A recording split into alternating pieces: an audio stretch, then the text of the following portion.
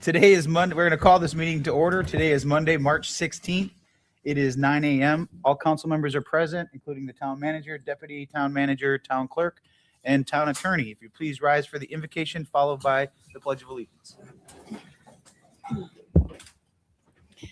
We are grateful for the opportunity to gather here today in service to the people of Fort Myers Beach. Serving the public is both an honor and a responsibility, and we are reminded of the trust our community places in us to lead with integrity, thoughtfulness, and respect. This morning, we also keep two members of our town family in our thoughts, Luke Cornbaugh and Mark Wilson. As they continue their recoveries, we wish them strength, healing, and the full support of the community that values their dedication and service. May we approach today's discussions with patience, wisdom, and a shared commitment to doing what is best for this community we are proud to serve. Amen. Amen. I pledge allegiance to the flag of the United States of America and to the republic for which it stands, one nation, under God, indivisible, with liberty and justice for all.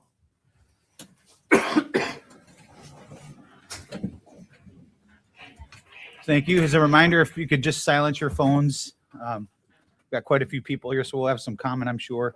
Next is the approval of the final agenda. Is there a motion to approve the final agenda? So moved. Second. Got a motion by Councilor King, seconded by Councilor McLean.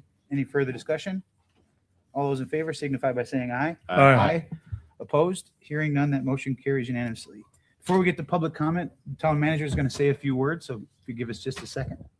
Thank you, Mr. Mayor. Yeah, I just wanted to take a moment to thank you, Amy, for acknowledging a couple members of our staff who, one who was in an accident right before the weekend and the other who had an incident while at work this past weekend. But I just want to really say we're thinking of them, of both of them, as they go through their recovery process and still some healing to do. But I'd like to commend and thank Fort Myers Beach Fire District, Lee County Sheriff's Office, and all staff that responded to the accident on Thursday to assist Luke. Without that rapid response and great care, it definitely could have been much worse. And same goes for Sunday. Commend our staff for our one town ranger started feeling a little bit ill. It was the quick response of his teammates and their ability to properly assess him due to their training that really saved his life and got him to the hospital fast enough. So just commend all of our staff and ask everybody to keep them in your thoughts and prayers. Thank you. Very good. Thank you, Will. Next is public comment. Just a reminder, you can speak at all public comment, but if you're here and you want your comments on record for any one of the 4 hearings, that you'll want to have that public comment. Again, you can speak at this public comment, but it won't be on record for the public hearing. So if you are here to speak for one of the public hearings, save your comments for that public hearing specifically. That way it'll be on the record. With that, we'll open up public comment. Amy? Also, I understand there's going to be some people that are going to want to give up their time to other people. So if you're here and Amy calls you for the first public comment and you're going to want to give up your time, just let us know. If you're not one of those, then go ahead and come up. Otherwise, we'll keep track of who's doing that. Okay, first up is Lori Webster. Following Lori will be Cher Lowney.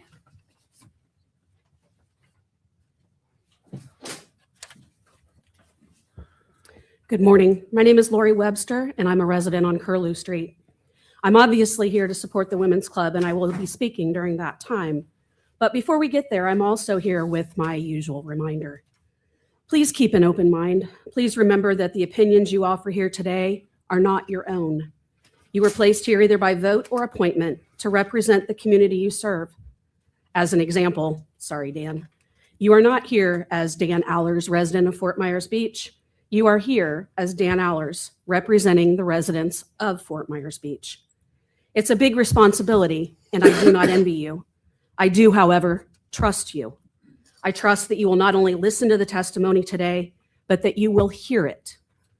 It is a heavy responsibility, and all we ask is that you honor it. As a community, we also ask that you operate on facts and not on rumors, perpetuated by the Coconut Telegraph. You need to look for justifications underlying the statements you hear. In some cases, I think you would be surprised by what you find. Please do not let what you heard outside of this room color your opinions. You need to ask not only what, but why, how, when, and where. You are all very smart people. The decisions you make here today need to be made here today. Thank you for your time and service to this community. We really do appreciate you. Thank you. Thank you, Lori. Next up is Cheryl Lowney. Following Cheryl will be David Garney.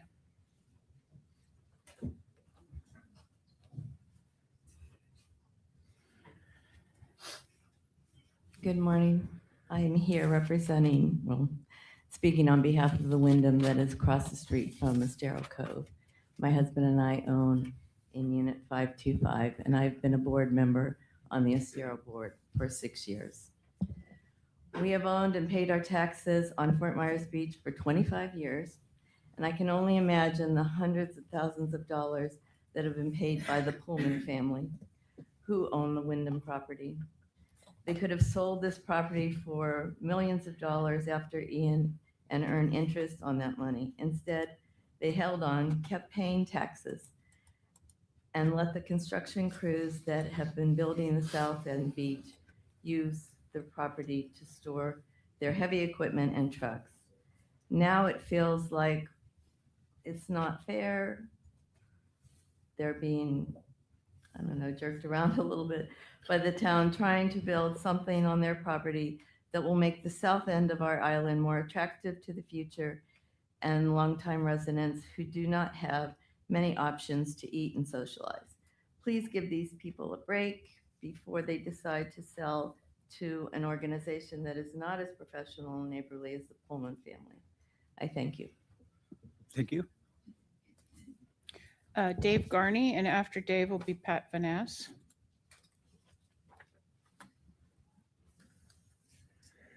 I'm Dave Garney, an owner on Estero Boulevard, Unit 244 at Estero Cove. I'm here to ask you to expedite the opening of Bert's Beach Bar and other restaurants at our south end. Before Eon, I could walk to 11 restaurants, but now there are very few and controlled by Santini Plaza rent fees. There is one very good and pricey Italian restaurant and a vape shop selling gummies, 3-foot steel swords, cigars, beer and food, and renting electric bikes. Some days there are also food trucks and vendors selling out of their car trunks. Cake muffins, for example, $8 each. I checked the Fort Myers Beach website for additional restaurant planning. And I sent email to Misty and a few of you asking what the plans were for additional restaurants.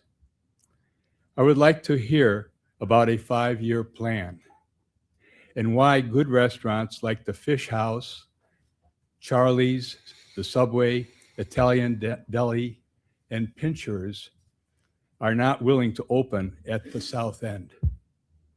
Bert's Beach Bar is ready to open, and I ask you to support them. Thank you for your hard work and support. Thank you. Pat Vanass, and following Pat is, Barbara Puffer. Good morning, Patrick Vanass. I'm here to speak on behalf of the Wyndham. However, I was hoping that maybe we can let John Callis, representing the Pullman family, give you an update, kind of tell you, give you some background, and then I can address the permitting issues afterwards. We also have someone representing the contractor that has been staged there for over 2 years, and also the same contractor working on the site today. I'd like them to speak before me, if we can do that. Okay. Good morning. My name is John Callis, and I represent my family that's owned the property probably since the late 90s is when we first purchased the property. We operated that as a Holiday Inn, and then furthermore the Wyndham. And John, can you pull your mic up so you Oh. can hear it? sorry, Thanks. I'm not in a band, so I don't know all the stuff. Makes two of us. But anyway, so I think we've been very good neighbors. We're in a residential corridor that we're surrounded by, but we've always had great relations. We've always shut the music down, kept the noise down, kicked everyone out. So We plan to do the same thing. Obviously, the hotel was destroyed during Ian. I was approached probably 30 days after that to have a triage center on our property.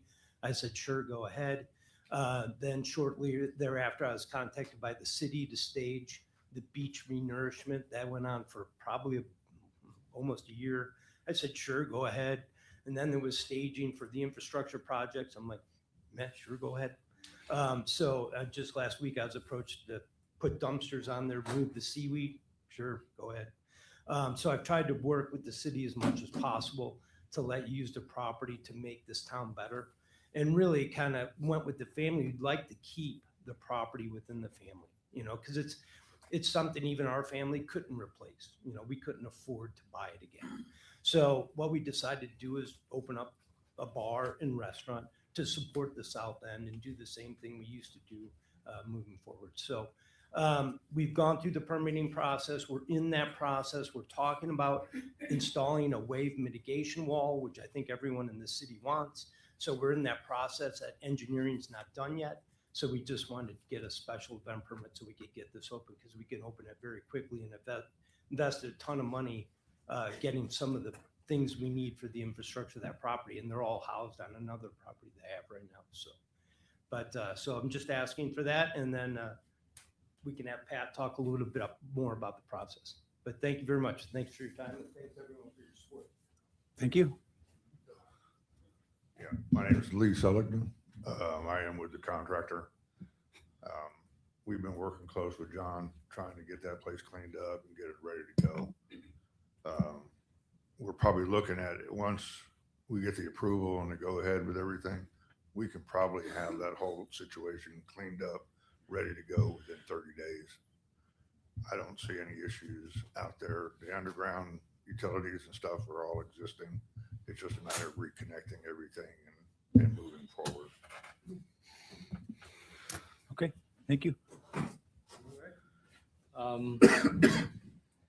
As mentioned, Patrick Van Ass representing the family ownership of the Wyndham. We have multiple people here from the surrounding condo associations. If I go over 3 minutes, some of those folks are willing to cede me some time so we can give you a full backstory of what's happened from a permitting standpoint. So just to give you a little background. Hold on, Patrick, before you go on, just so we are, how many people are going to cede their time to Patrick? Just so we know. 1, 2, I can't see around the corner. That's perfect. 2, 3. Bunch. I saw 4 hands, so. Okay, I'm going to try to keep it real quick Okay. anyways. But just to give a little background, John Callis and his family decided to move forward with a development agreement to put some improvements on that property, a large tiki structures with a restaurant and a bar on the site. That would have been accomplished through some trailers. We've got the development agreement application that's in process being reviewed. What happened is John wanted and was adamant that he wanted to try to open this year. We told him that was not feasible. We just couldn't get there that quick. So what John said is, how can we go to plan B and figure this out and get something done real quick? So that's where we went down the path of the ETPP permit. We fully understand that that is not a viable option now, that it can only be given as an extension to an existing temporary permit. So the idea is we're going to try to pivot again. We are going to go to Plan C. And what Plan C is we are going to be submitting a reoccurring special events permit. We looked at the code. The code does not provide any restrictions from a duration standpoint. We've confirmed that with your staff. So we will be submitting that. We think that's a creative option to allow something to happen as a temporary use. And that would only be until we come back in for a public hearing with regards to the development agreement. We're going to submit that this week. It'll meet all the requirements of a special events permit. And then we are asking that you direct your staff to put us on your next agenda, April 6th, for a hearing for the special events permit. And at that time, we can go through the request in detail, we can explain to you exactly what is being asked for. And before I close today, I just want to tell you that while we understand that we are not eligible for the ETPP, we meet the intent behind that temporary use process. So the property has been owned by a local family for decades, still owned by a local family. They were an existing business with 2 restaurants, bar space, consumption on premises, entertainment on the site. They have a plan to bring those uses back. We have a development agreement that is in process. It is being reviewed. And also want to explain that not only do they have plans, but they are improving their plans as to what they want to do on site. So when we submitted, there was very little talk about this wave mitigation wall. Our client has been informed of that possibility. He loves the idea of putting a wave mitigation wall, and he is committed to putting that in. And he's already talked to Jason Clark, who is the contractor on that site. So with the wave mitigation wall, we are going to modify our application. And instead of having trailers there in the future, the intent is to have more permanent structures. So that is also consistent with the intent that the town wants brick and mortar improvements. They want real investment for the future on Fort Myers Beach. And that is what is being planned, and that is going to be coming forward to you. So last thing we want to ask is that the contractor should be allowed to move forward under the LDO with continued site improvements. The good thing is a lot of the utilities, a lot of things are already there. They can be very quick, very efficient. We understand that any improvements they're making is at risk, meaning that, yes, we're coming in for a special events permit. We understand that it may or may not be approved, but they still want to continue and invest that money and move forward with those improvements. So we are hopeful that we have a creative solution. We will be before you on the 6th, and we are looking forward to having that discussion. Thank you. Thank you, Patrick. What else you got? Barbara Puffer. Barbara? After Barbara will be Mike Martell. Hi. So I'm here representing my condo. I live at 6895 Estero Boulevard with my husband, Tom. We've been here since 1991. I'm not only representing my condo, but I'm representing a year-old advocacy group of the 11 condo associations ranging from Island Pines Road through Estero Cove over to Linnell. That involves some 600 units. Multiply that by at least 2, you know how many people are there. They are called the Block Party, in case you ever hear.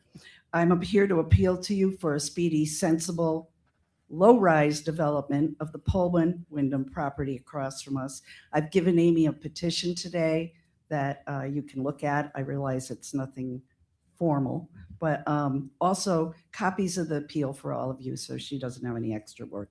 Thanks, Will, for posting what you do going forward. One of the suggestions you gave us was to come to town council and give our opinions, so we're all here.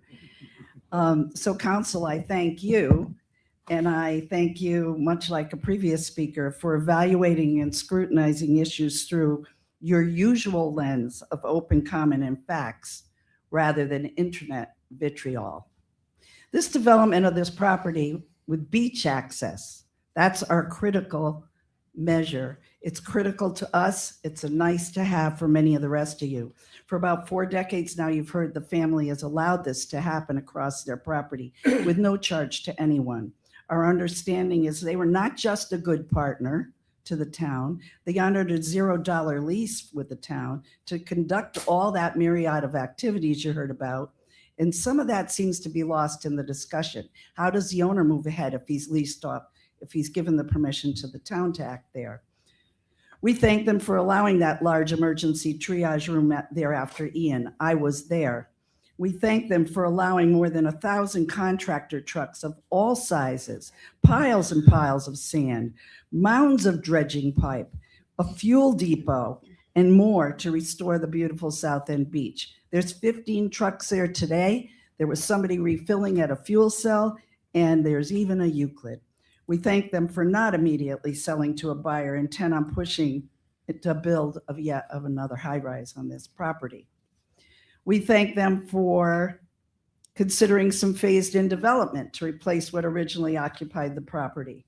We thank them for installing permitted underground utilities. We saw the potable water come in, the sewer lines and all. Those aren't going away, whoever ends up there. We thank them for continuing to pay their taxes with no offset income, contributing to the fiscal obligations of our town.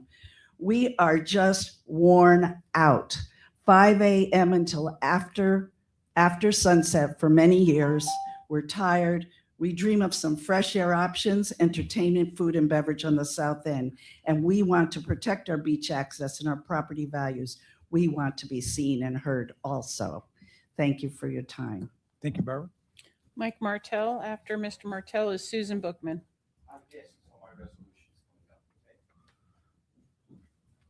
Okay, Susan Bookman. And after Susan is Lee Harkins. Hi, my name is Susan Bookman. I'm a resident at 6895 Estero Boulevard, which is Estero Cove. I live directly across the street from the Wyndham property. They have been exceptional neighbors. They have given, and I'll repeat some of it, beach access to all of us on the east side of the Estero Boulevard. They've provided their property to emergency services after Ian. The town has used their property. They've always hosted the sand sculpting, which was always a popular event. They have just been great neighbors to have. Also, besides being good neighbors, they also provided us a opportunity to enjoy the place and the beach, where we could gather, eat, drink, and listen to music. From my lanai, which is again right across the street, I never saw any problems with traffic holding up in the parking lot, exiting, entering. No traffic problems at all, nor did I ever see a sheriff's car for any disturbance of any kind. If you ever went over across the street and walked to their patio area, there was, usually families there with many young children visiting probably grandparents. Most of the population were senior citizens, residents of the neighborhood. And it was just a nice, quiet place to have dinner, have drinks, to socialize, to listen to soft 60s music for the most part. We as seniors, don't necessarily go to North End and hear blaring music from some of the other places, or, it was just a nice, quiet place. It always closed. The music would always shut down at 9 o'clock. And then I could get ready for bed.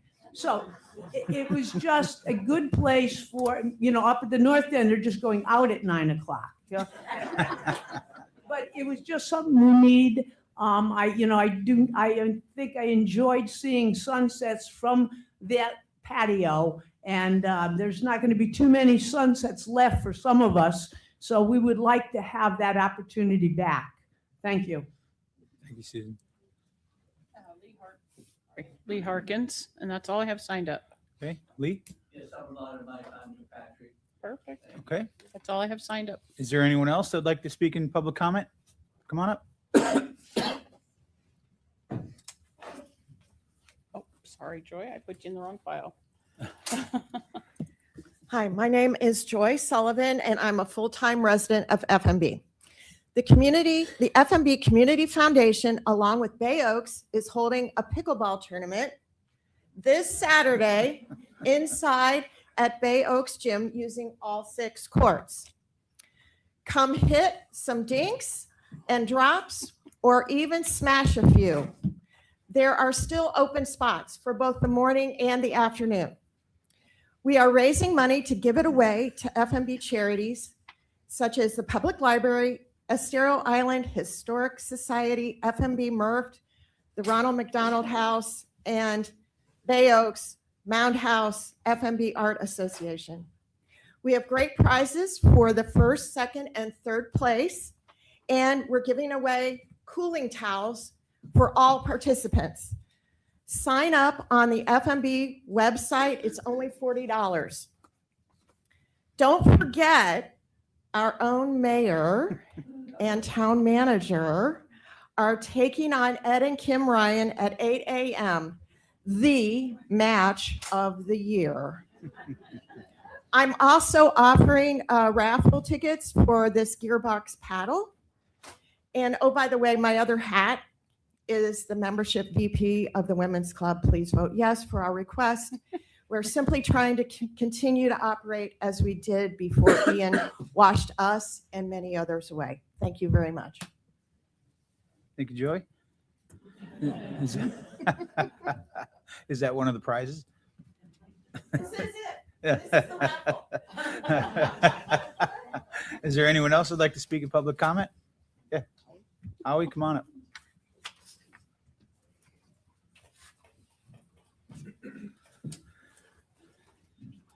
My name is Howie Hoffman. I've lived on Fort Myers Beach 27 years. I've followed the Women's Club, and the Women's Club have followed me. They've helped me a lot. After Hurricane Ian, they helped me and thousands of people here on Fort Myers Beach. I'll always be loyal to the Women's Club because they're good women, and they keep all the good events going here on Fort Myers Beach. And that's what Fort Myers Beach needs, a good vibe. I'd like to thank them, and I'd like you people to realize, give those ladies what they want. They don't want a helicopter landing spot on top of their building.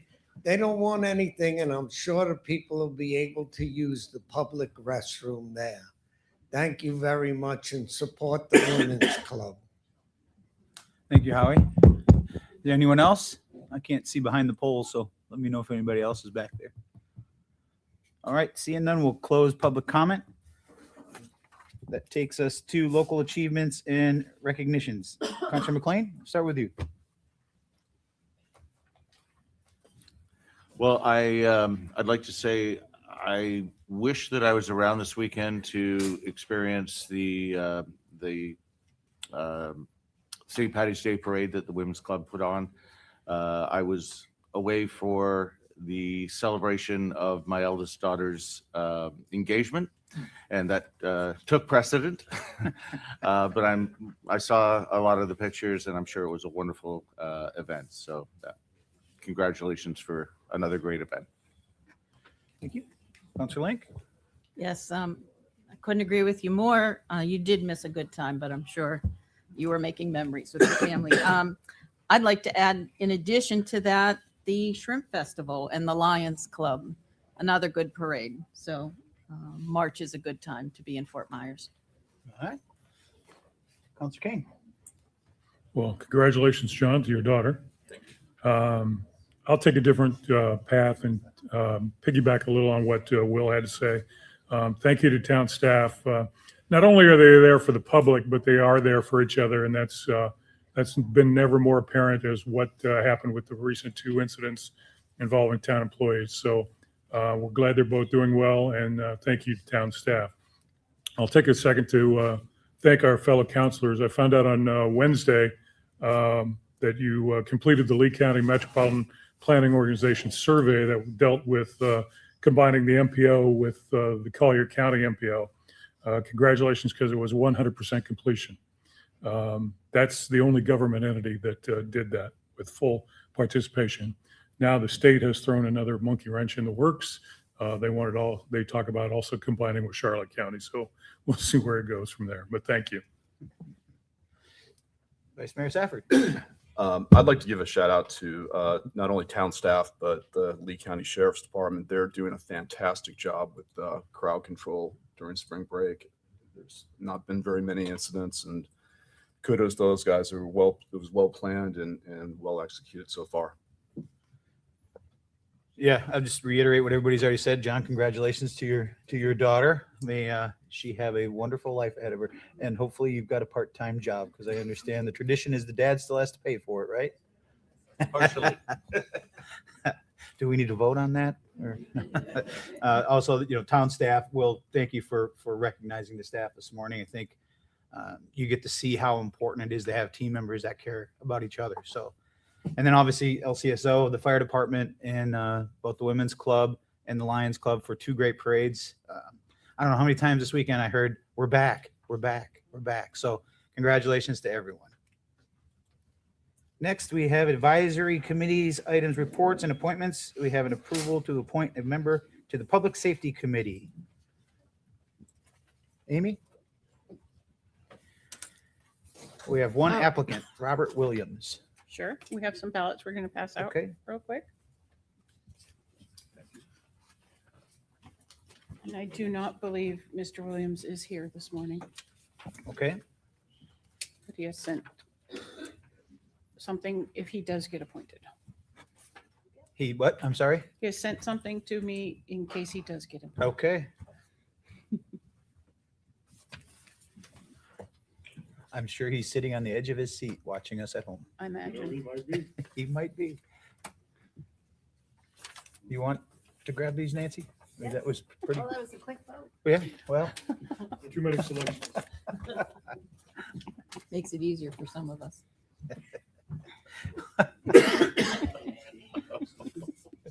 Okay. First is Vice Mayor Safford. Vote for Luke Williams.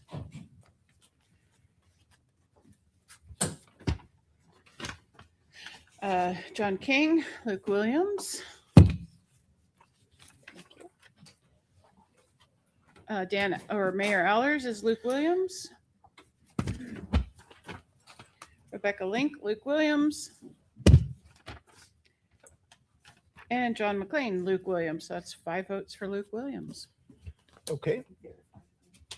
Can everyone please verify your vote? That that's Counselor how you McLean? voted? Yes. Counselor Link? Yes. Vice Mayor Safford? Yes. Counselor King? Correct. And I'm an aye, yes, as well. Perfect.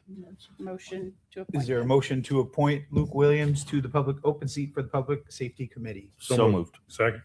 Got a motion by Counselor McLean, seconded by Counselor King. Any further discussion? All those in favor signify by saying aye. Aye. Opposed? Hearing none, that motion carries unanimously. Mayor, So, may yes, I read this please- for please Mr. do. Williams? I'm excited. This is from Luke Williams. I am excited that I have been appointed to the Fort Myers Beach Public Safety Committee. It's truly an honor to have this opportunity to serve our community in such an important role. I'm grateful to the town council for placing their trust in me to help address public safety matters that affect all of us who live, work, and visit Fort Myers Beach. I'm looking forward to collaborating with the other community members, town staff, and residents to contribute positively, whether it's reviewing policies, discussing community concerns, or supporting initiatives that keep our island safe and welcoming. Public safety is something we all care deeply about, and I'm committed to approaching this work with an open mind and a focus on what's best for everyone. Thank you to those who supported me along the way, and to anyone interested, feel free to reach out with thoughts, concerns, or ideas as we move forward. Let's keep making Fort Myers Beach an even safer place to call home. Gratefully, Luke Williams. All right. Thank you for stepping up in your service, Mr. Williams. We'll see you soon. Next is the approval of the minutes. Is there a motion to approve the minutes? Do we have minutes? I don't see any, but it's on here, so. Mayor, we have yeah. lost our longtime transcriptionist, so we have now secured a new one. So Okay. you're going to get a dump of minutes probably at your next minute or meeting. Okay, then we will move on. Consent agenda, there's nothing on that, so there was nothing to remove. Next is our public hearings. The next 3 items on our agenda are public hearings for review of various land use requests. For the benefit of the public, please be aware that these items are quasi-judicial in nature. Our attorney will further explain. Thank you, Mayor. So the 3 items that you have on your agenda is 1 variance, a special exception, and a rezoning. As the mayor indicated, these are all quasi-judicial in nature, and this requires that today's public hearings comply with procedural requirements that have been established in Florida law and in your land development code. So the quasi-judicial proceedings are less formal than a proceeding before a circuit court, but they are more formal than the remainder of our meeting. And we will follow some basic standards of due process that requires certain notices, the application of the correct standards and criterias, and that your decision be made on competent and substantial evidence, factual information. the town that you receive in either written documents or through oral testimony. Your responsibility today is to evaluate the testimony and the information for each item that's presented to you and draw a conclusion regarding whether the criteria and the regulations in your land development code or state law has been satisfied. Pure speculation or mere opinion that is not based on competent facts cannot be legally considered by the town council in evaluating an agenda item. Testimony by professionals who are qualified as experts in a particular area has been considered competent evidence by Florida courts, as well as testimony by neighbors and residents who have fact-based information, such as minutes, surveys, engineering reports, or testimony that is based on their personal knowledge and information. The town council's decision is final. If the decision of approval is not obtained, or if there is a tie vote, there'll be an opportunity for an alternative motion to take place. With that said, if you intend to speak, those that are in the audience today, please keep my comments in mind. And when you come forward, please state your name clearly for the record and whether or not you've been sworn in and your qualifications or your interest in the matter. So for purposes of efficiency, we're going to go ahead and address a few items. The first question I'll be asking is to our town clerk regarding whether all of the 3 agenda items have been properly noticed pursuant to our land development code. Yes, they have been. Also, council, at this time, if any of you have a conflict of interest that would prohibit you from voting on any of these items, please disclose this for the record at this time so we can make sure that we have a quorum present for a review of the item. Councilor McLean, I do not. Councilor Link, Do not. Councilor King, No conflicts. Councilor Safford. I do not. I do not have any conflict, but just to reiterate from the first You meeting, mentioned, yes, I just want to before. reiterate at the first meeting I covered. it was Correct. covered. Your wife has membership in one of the applicants' Correct. organization, and I don't think that that's enough in and of itself. There is no receipt of any type of monetary value for that. At this time, the next order on our agenda would be to ask if there's anyone present today who would like to provide testimony on any of these 3 items. If you would please stand and raise your right hand, and our town clerk will administer the oath. And that would include public comment. Okay, if you'll raise your right hand, do you swear or affirm that the testimony that you're about to give is the truth, the whole truth, and nothing but the truth? I do. Okay, all parties have been sworn. Okay, Mayor. All right.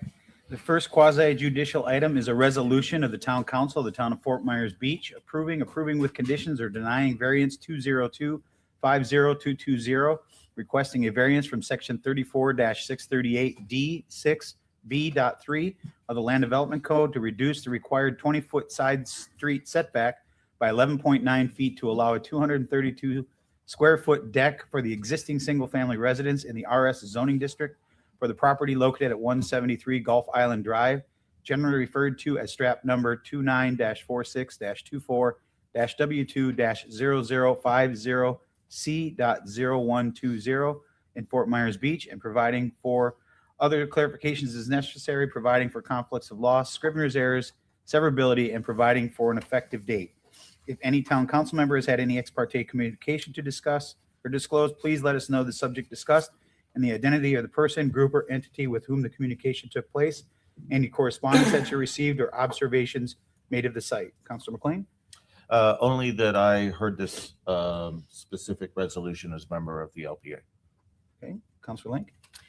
Yes, Mayor, I do. Actually, on February 12th, 26, I received an email from a Fort Myers Beach resident, Robin Gornto, who lives in this particular neighborhood. Ms. Gornto advised me that the multi-generational neighborhood of single-family homes want to protect their quiet neighborhood. They oppose the variance, was what she stated to me, and they already feel there's too much noise. That's the comments that I heard from her. I thanked her for her comments and gave her no promises, but that we would listen. Amy? Counselor Kane? Nothing since the first hearing. Vice Mayor Safford? I had a brief conversation with Mark Taglieri, who's a neighbor. Nothing official, but just a brief conversation regarding this. And I've had nothing since the first hearing as well. Jason Green has been qualified as an expert already by this town council based on his education and experience. He's been accepted as an expert in the field of land use, planning, and development in the town of Fort Myers Beach.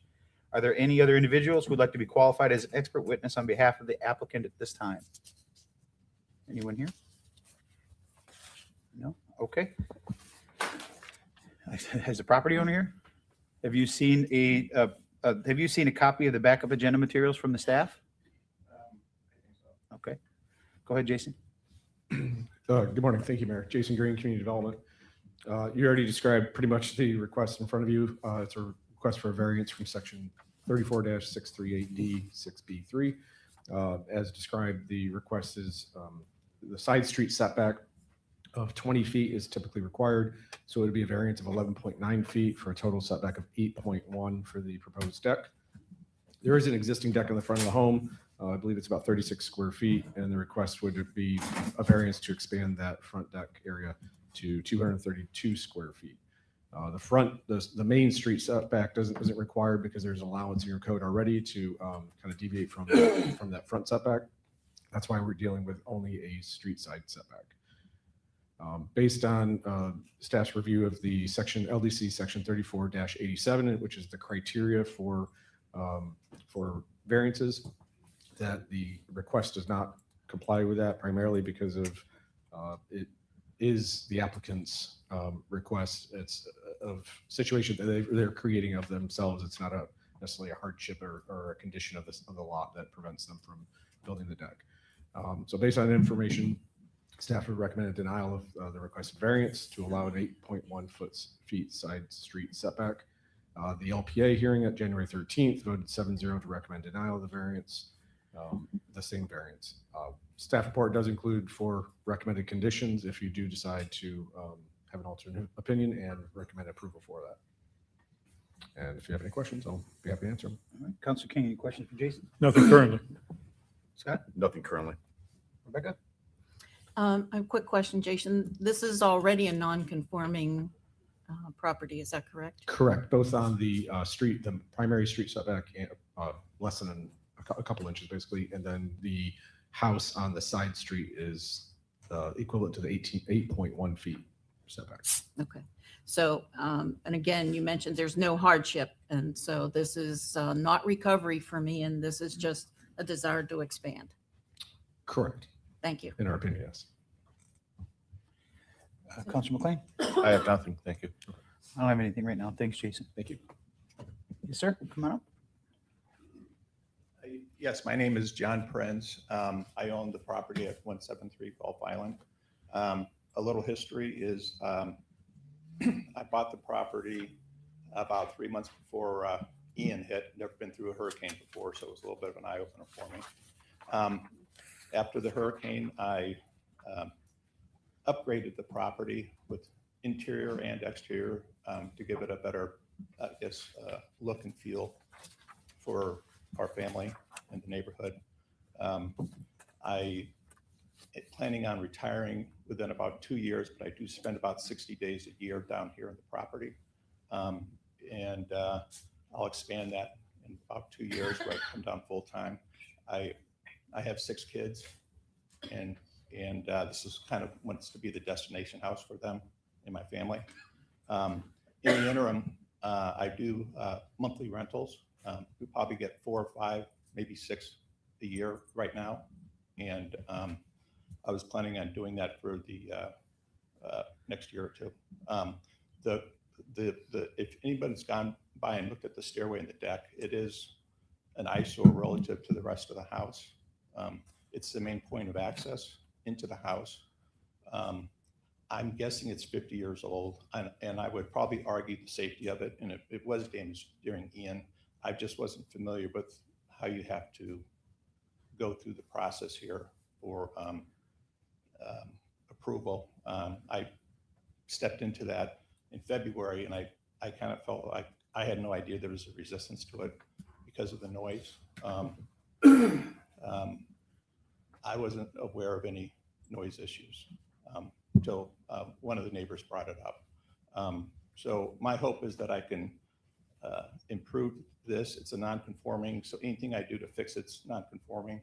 I'd like to be able to put a table and 4 chairs out there. I've talked to most of the neighbors that can actually see the spot, and I didn't get any resistance to me on that.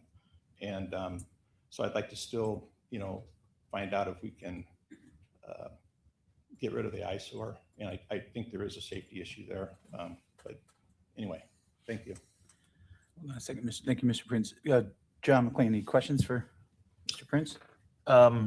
At the LPA hearing, there was testimony from some of your neighbors that that property had been rented much more frequently than monthly.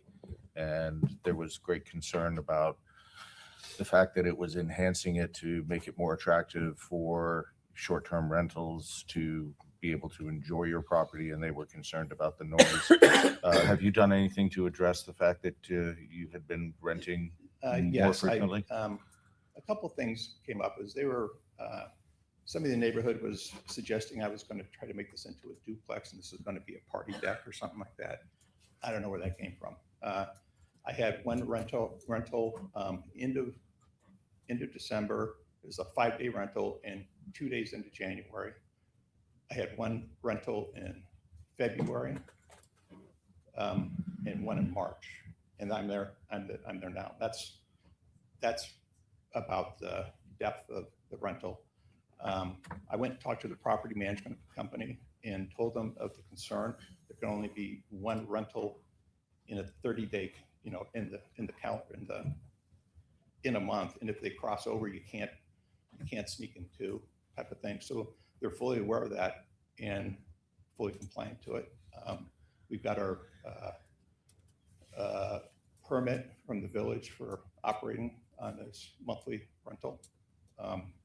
The property manager is really informed to keep the noise down. If there's any issues like that, we'll stay on top of it. And so I think we're compliant at all levels right now. I think there's sensitivities that they don't want monthly or short-term rentals in the area. It's really a family-based type of thing. And I only know one neighbor that is not in the direct line of sight that's concerned about the noise, but I'll do everything in my power to make sure we don't have any issues with that. Okay. Councilor Lang? Yes, my concerns as well are the same that John brings up as in addition to the ex parte email I had and the women that came at the last council meeting when we stayed this. So you are in compliance now with all of the regulations. You are paying your taxes. You are registered with the GP, even the county, the business. I'm fully compliant. Okay. And you are registered on the short-term registry? Yes, I am. Okay. All right. Those are my questions. Councilor King? Nothing currently. Scott? Which management company are you using? Sun Palace. Sun Palace. Okay. Yeah. Thank you. Yeah, my questions were the same. It was more towards staff. Do we have any open code violations for this property as far as short-term rentals are concerned? No? Not that I'm aware of at this time. Okay. Mr. Prince, is there a reason why you mentioned that you're concerned that it's a safety concern? Is there why not build it back? I mean, the council has in the past been pretty open to allowing those to build back what they had prior to the storm. If you think it's a good safety concern, is that an option that you would consider? It's non-compliant as is. I mean, it's probably 50-year-old deck. It doesn't look very good. It's almost non-functioning. It's just stairs going up literally into the door. And I just think it would be nice if I could sit out there and have coffee in the morning. And so just expanding it with what I would hope we considered a reasonable footprint. I'd be open to adjustments if that was needed. Okay. That's all I have for now. Thank you. Thank you, guys. Any public comment? Yeah, come on up. State your name, please, for the record. I'm Susan Crawford. I've lived on Fort Myers Beach about 30 years. I lived directly next to the property that we're discussing. And the rules are, the 20-foot rule is there for a reason. And to violate it by almost 12 feet, in other words, set back just 8 feet from the road, that, and it's not a hardship, why can't that deck be redesigned so that it isn't so extreme? This, looking at the neighborhood, everyone else building new houses and up and down the street, people are not violating that rule. And this just seems extreme, and the reasons that I've heard, in my opinion, don't justify breaking that rule to this extent. This is like huge. It takes 20 feet, and it's taking almost 12 feet of that 20 feet, which really, looking at the footprint of the neighborhood, it doesn't work. You mentioned you received emails from Robin, who also is a neighbor and a butter. And Anita was also here. All three of us came to the first meeting in January, then the one in February, and we've given our opinions based on many people that we know. Robin broke her leg badly and couldn't be here today, but so I'm speaking for a number of people. We just don't think that it's the right decision to grant this particular variance. I mean, 3 feet, 5 feet, maybe, not such a huge chunk of the 20 feet. So that's basically what I have to say. Thank you very much. Thank you. Anyone else like to speak, public comment? Oh, well, I'm going to call you back up if you want. If there's no one else, I'll close public comment. Mr. Rich, you got, come on up to the mic. Yeah. I'm not sure where they're coming up with the 8 feet from the road. I think it's closer to 30 feet. And we're only going out an extra 4 feet from what it's currently at. It's going to be 9 feet from the edge of the house out.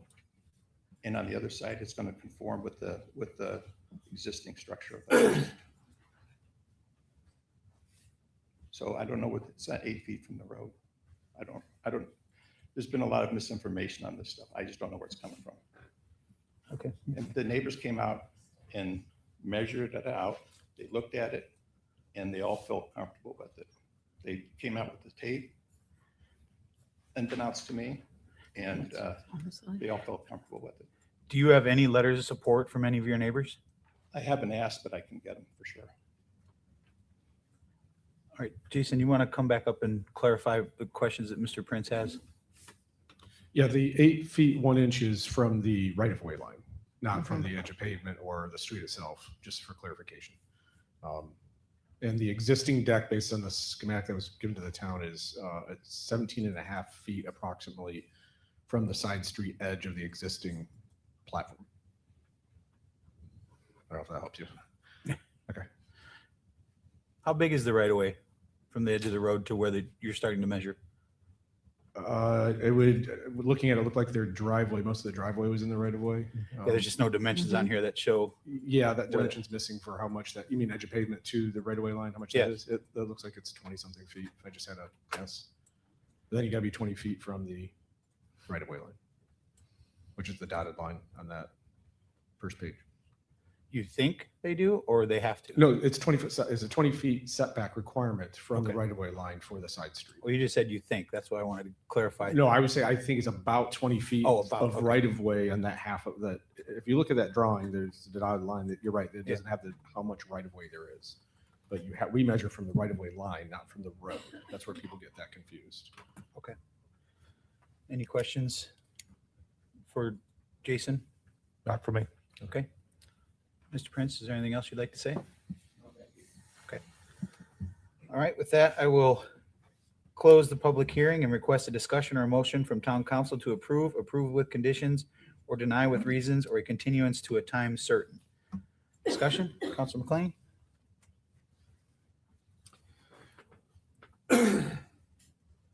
I guess I would say that I've heard testimony on the record from residents and neighbors that have been opposing this, and I've heard testimony from the applicant that says he has neighbor support, but I haven't seen any evidence of that to date. Unfortunately, it's a non-conforming lot, and we all live with the benefit of having extra land because our right-of-ways are, in some cases, rather significant. So while it may appear not to be imposing on the overall view of the neighborhood, the reality is your land rights are your land rights, and they go to your right-of-way line, their property line. And this is already non-conforming. To make it further non-conforming, I'm not sure I can support that. Okay, Councilor Link? No comments. Councilor Kane? I'll move to deny resolution 26-025. Second. 020, I guess, sorry. Okay, we've got a motion to deny by Councilor King and a second by Councilor Link. Scott, any discussion?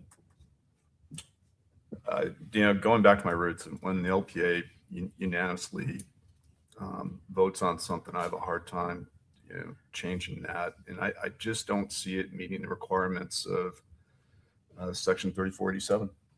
I have to concur with the LPA and take their recommendation. Yeah, I struggle with it a little bit. I think you heard from your neighbor who's maybe willing to come off of their stance a little bit. At least that's what I heard in the public comment. But they feel that it's too much. I think, like I said before, I think this council's always been pretty open about building back what you have, especially when it's a safety concern. There's a motion. I mean, I would be open to that discussion, but I'm not going to be in favor of extending or allowing you to make the ask that you're asking for. So I guess I'll ask you, out of fairness, if that's something that you're willing to discuss and the council's okay with. There's already been a motion and a second and discussion to allow you to, if the council's okay with it, to reapply or ask for a continuance to maybe I guess I'll defer to Nancy to see where we're at. Never really done this, but I mean, in the past, like I said, we've really worked with those that have had issues, especially with safety, of rebuilding back what they had. And I don't know that your neighbors would have an issue with that, but it's something to talk to them about for sure. So Mayor, you have presented some options to the pending motion that's there. So you would need to ask the maker of the motion and the second, the council member who seconded the motion, if they would accept a amendment to that motion that would allow for continuance, I believe, allowing him to come back with perhaps a modification. Okay, now, Councilor King, would you consider a amendment to your motion to either allow him to continue it at this time or reapply, should he want to reapply with a different scope of work? I guess I'd like to hear from the homeowner on the record. Okay, Mr. Prince, come back up. Yes, I'd be very happy to reapply with an adjusted footprint and get some, I guess, letters from neighbors that have direct visual that would support kind of what I'm doing. And so being able to have some optionality would be great. Could I ask a Yes, sir. question? Nancy, could we deny it without prejudice, so therefore it Yes. would be able to come back? That is without- correct. I Okay. was just looking at that. Yeah, so I would think that might be the right path to go. It would Yeah. keep the record a little clear. Yeah. Okay. Yeah, for that. All right. Thank you, sir. So I can come back with another. Well, we're going to find out in about Okay. 2 seconds. So John is the motioner. Would you be okay with amending it I forgot, Without prejudice. prejudice. Thank you. I was gonna- Yes. And Counselor McLean, would you amend your second? Or Counselor Link, I'm sorry. So just to be clear, Nancy, that would be with other options or to build back what is existing? I believe the way that your rules are stated, it would allow him additional flexibility to come back with whatever seems to work. For the record, I do want to go ahead and read your rule into the record. Basically, it says, the town council's denial is without prejudice, then the applicant may make modifications to the original application and submit the modified application to the town council for reconsideration, or submit an application for other action for town council consideration without having to wait 12 months before applying for consideration of the modified request.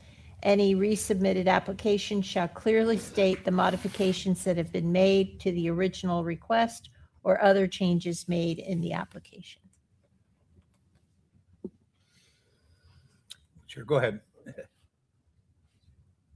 Is there any way I could ask for a continuance? Well, we've already, I'll ask, but I think I kind of know the answer. Counselor King, how would you like to proceed with that being the motioner? Well, it's just gotten very confusing, hasn't it? I don't know, Nancy, I guess I'll look to you. What do you think? So initially, it was basically a motion to deny, and that would have been a motion to deny with prejudice, prohibiting the 12-month coming back. That motion was modified to allow it to be a denial without prejudice, which would allow him to come back. But I think what the applicant is suggesting is there any interest in an alternative modification to allow a continuance that would basically allow this public hearing to continue to another time where he could decrease what he is asking for. That would not have the benefit of any type of review by the LPA because he would not be starting from scratch. I guess that's where my concern would come in is the continuance would take the LPA out of the review process, but you made the motion. I'll let you decide. I guess I'll leave the motion as it's been amended. Okay. We've got a motion by Counselor King, seconded by Counselor Link. Any further discussion? Counselor King? Aye. Counselor Link? Aye. Counselor McLean? Aye. Vice Mayor Safford? Aye. And I'm an aye as well. That motion carries unanimously. The next quasi judicial item is a resolution of the Town Council of the Town of Fort Myers Beach, Florida, approving with conditions, or denying special exception, SEZ 202-50271, a request to increase the number of bedrooms in a two-family residence while utilizing the post-disaster build-back code of the LDC Section 34-3238 2E4A for the property located at 166/168 Coconut Drive, generally referred to as strap number 29-46-24-W2-0070A.0160 in Fort Myers Beach, providing for scrivener's errors, severability, and an effective date. If any town council members had any ex parte communication to disclose, please let us know the subject discussed and the identity of the person, group, or entity with whom the communication took place, any correspondence that you received, or observations made of the site. Counselor McLean? Once again, I heard this as a member of the LP. Okay. Counselor Link? Just a drive-by, Mayor. Counselor King? Nothing. And Vice Mayor Safford? Nothing since the last meeting. Myself. Same as me. Can't speak evidently. Jason Green has been qualified as an expert witness on behalf of the town of Fort Myers Beach in land use planning and development. Is there anyone from the applicant that would like to be qualified as an expert witness at this time? Yes, sir. Come on up. Got to come up to the mic for me, sir. Give us your name and qualifications. I'm Mike Martell, the owner and general contractor. Okay, you want to tell us a little bit about yourself? Yes, basically, I'm in the hurricane restoration business and FEMA compliance. So basically, right now, the property is not in FEMA compliance, nor is it under building code compliance. And we plan on putting everything in the FEMA compliance and the new building code with our build back that we're going to do. Okay. Is there a motion to accept the applicant as an expert witness in this quasi judicial hearing? So moved. Motion by Counselor King. I'll second. Any further discussion? All those in favor signify by saying aye. Aye. Opposed? Congratulations, you're an expert. Thank We'll get to you in just a second. Go ahead, Jason. Thank you, Mayor. Jason Green, Community Development. The request before you is a special exception, is basically the build back, as was mentioned. The property owner is looking to build back a duplex. According to the Lee County property appraisers, it's been used as a duplex since 1958, it looks like. The request essentially before you is to increase the number of bedrooms and bathrooms from 5 bedrooms and 3 bathrooms to 6 bedrooms and 5 bathrooms, excuse me. It looks like the square footage footprint of the building is essentially the same as what was there pre-storm. And so based on the findings of LDC section 34-88, staff has recommended approval with conditions of the special exception. Okay. You can go over those conditions if you would like. Yeah, so why don't you do that so that they're on the record? We're requesting 3 parking spaces be provided on site, and it shall be the responsibility of the applicant to ensure the vehicles have access to stabilized parking spaces and that on-street parking does not occur. Approval of the special exception does not give the applicant an undeniable right to permit approval. Development of the property must comply with all applicable requirements of Fort Myers Beach Comprehensive Plan and Land Development Code in effect at the time of the permit approval, except as specifically modified herein. Of course, also the building code would apply in that situation too.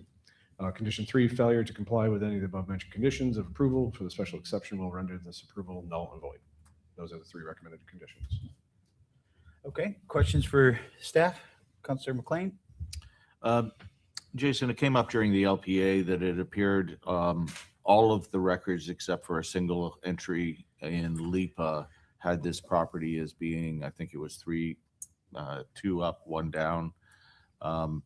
Is there any other evidence that this was a five bedroom house previously? What we have here is that it was a 2-family duplex, essentially with a total 5 bedrooms and 3 baths. That's the best information from the LIPA that staff has been able to gather. Okay. It was probably a 3. I think you said a 3 upstairs and a 2 downstairs bedrooms. 5 total between the 2 units. Yeah, when you look at any of if you dig down a little bit deeper into LIPA, it actually shows that it or depicts it as not being that, as well as any of the real estate.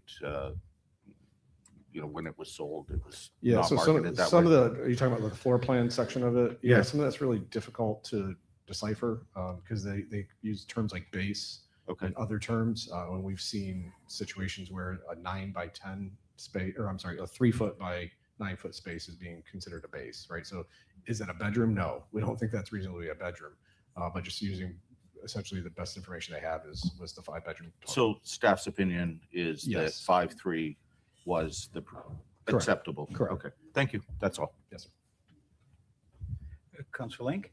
Yes, Michael, a quick Yes. question. I see from your application that you plan to live in Hold on one. a second. Let's finish up with Jason and then Oh, I'm we'll sorry, let him make Jason. his presentation and then sorry. you can ask questions. Jason, I'm okay. Thank you. No question. Thank you. Counselor King? Nothing currently. Scott? So confirming the build back does allow it to have 2 units, is that correct? Correct. That's the important part of the build back. Yes, they can build back the 2 units.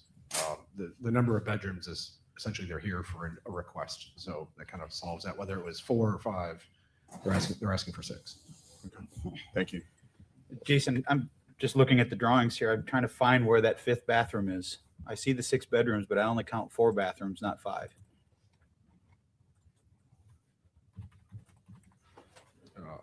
Okay, I would defer that to the applicant if there's one missing here, but I. Just see on unit A and B, they're pretty close to mirrors of each other. If you don't see it, then I'll ask the applicant the same question. Yep, I know.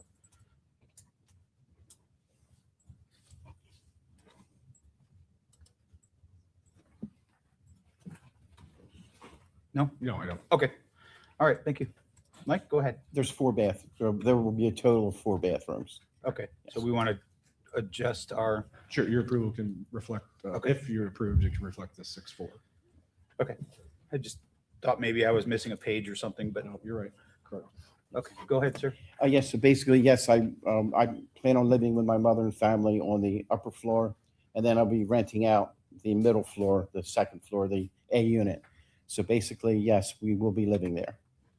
That's why I moved the additional bedroom. Okay. And I basically agree with all the stipulations that the town staff has given to me. All the conditions we will meet. Okay. John McLean, questions for the applicant?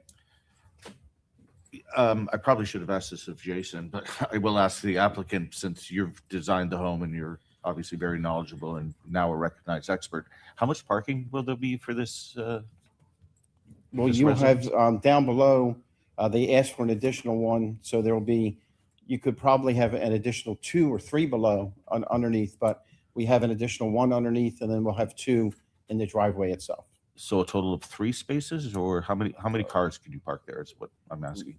Right now, as we are working there, we're parking 6 trucks. So there's plenty of parking, but, And there'll be nothing underneath to inhibit parking under the building? the FEMA allows for 300 square feet of storage. It'll be in the right rear corner. Yep. And the rest of it will be wide open. Okay, thank you, Michael.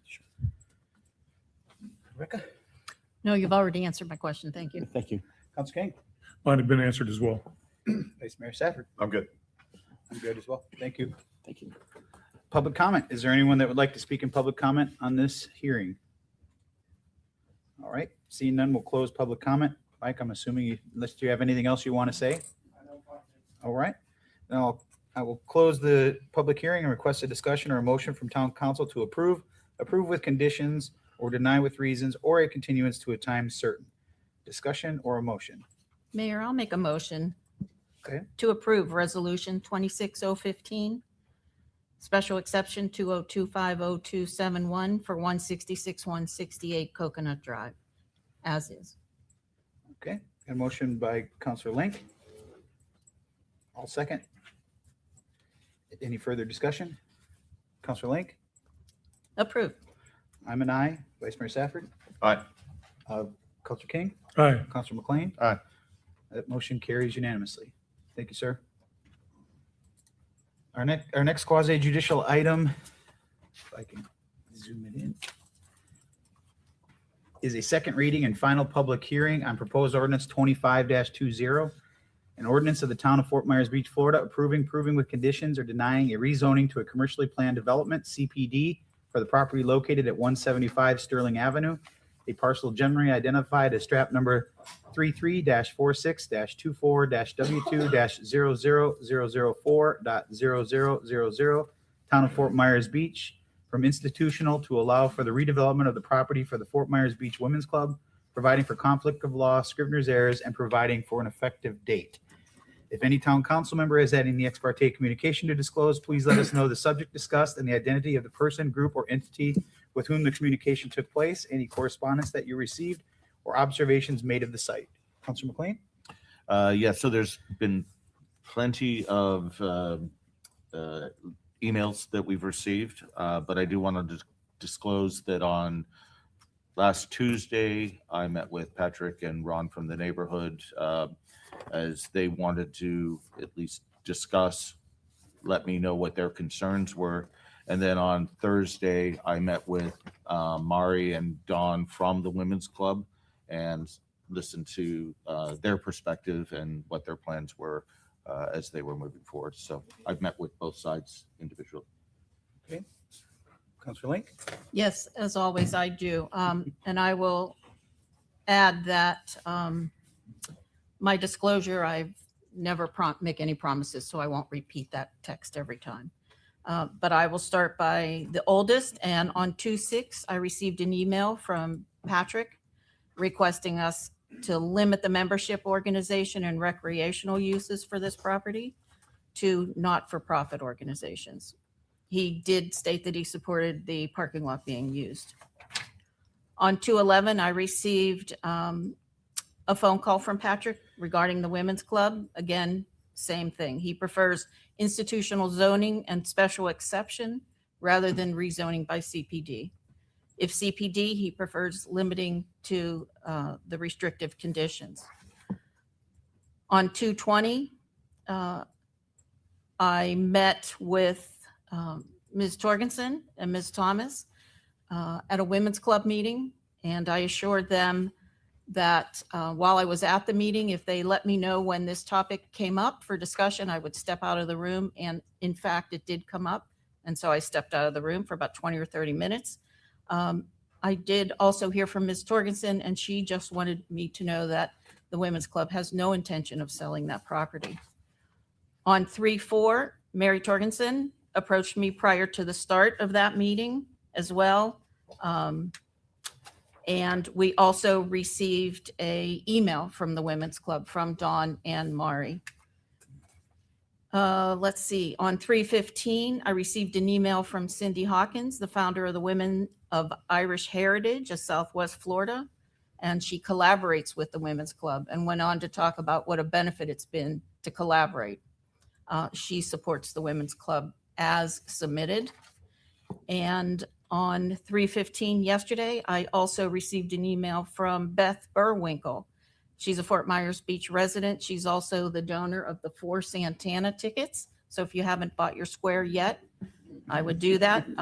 Ms. Burwinkle supports the new project as submitted and requested that we approve it as submitted. Those are my ex partes. Thank you, Mayor. Okay, Councilor King. Just as Councilor McLean said, numerous emails. Tuesday last week, I met with Pat and Ron from the neighborhood, and Thursday of last week, Mary and Dawn from Women's Club. Okay, Vice Mayor Safford. Let's see. The most important ex parte is I attended the meeting between the neighbors and the Women's Club. Good. It looked like the neighbors let it be known what they're asking for. The Women's Club listened. It was, I thought, a pretty good meeting. Also got the same emails that Ms. Link got. It seems like this is the hot button in the community. So there's been multiple conversations. I had multiple conversations with Pat, some Women's Club representatives. It seems like you can't go anywhere without somebody giving their 2 cents, which is great. I mean, this is what, rebuilding together is all about. Okay. Since the last meeting, I have had the same 2 emails that Rebecca has already read into the record. I've also I probably met with every single board member to understand what the bylaw conversation was all about. And if they had actually met with the neighborhood, which I hear that they have met with them. I did not receive any requests from anyone in the neighborhood to meet to discuss this, so I've not had any communication with any neighbors. I did, except for at the St. Patrick's Day Parade, I probably spoke to 40 different people that had comments about the Women's Club, but it had nothing specific to do with this public hearing. It was more about they loved the building, they loved what the Women's Club did, they wanted to better understand how they could donate, things like that. But that was the conversation. It had nothing to do with this public hearing. All right. Jason has been, I got to read my sheet. Jason has been qualified as an expert already by this town council based on his education and experience, and has been accepted as an expert in the field of land use planning and development of the town of Fort Myers Beach. If there are any individuals that would like to be qualified as an expert witness on behalf of the applicant at this time, please let us know.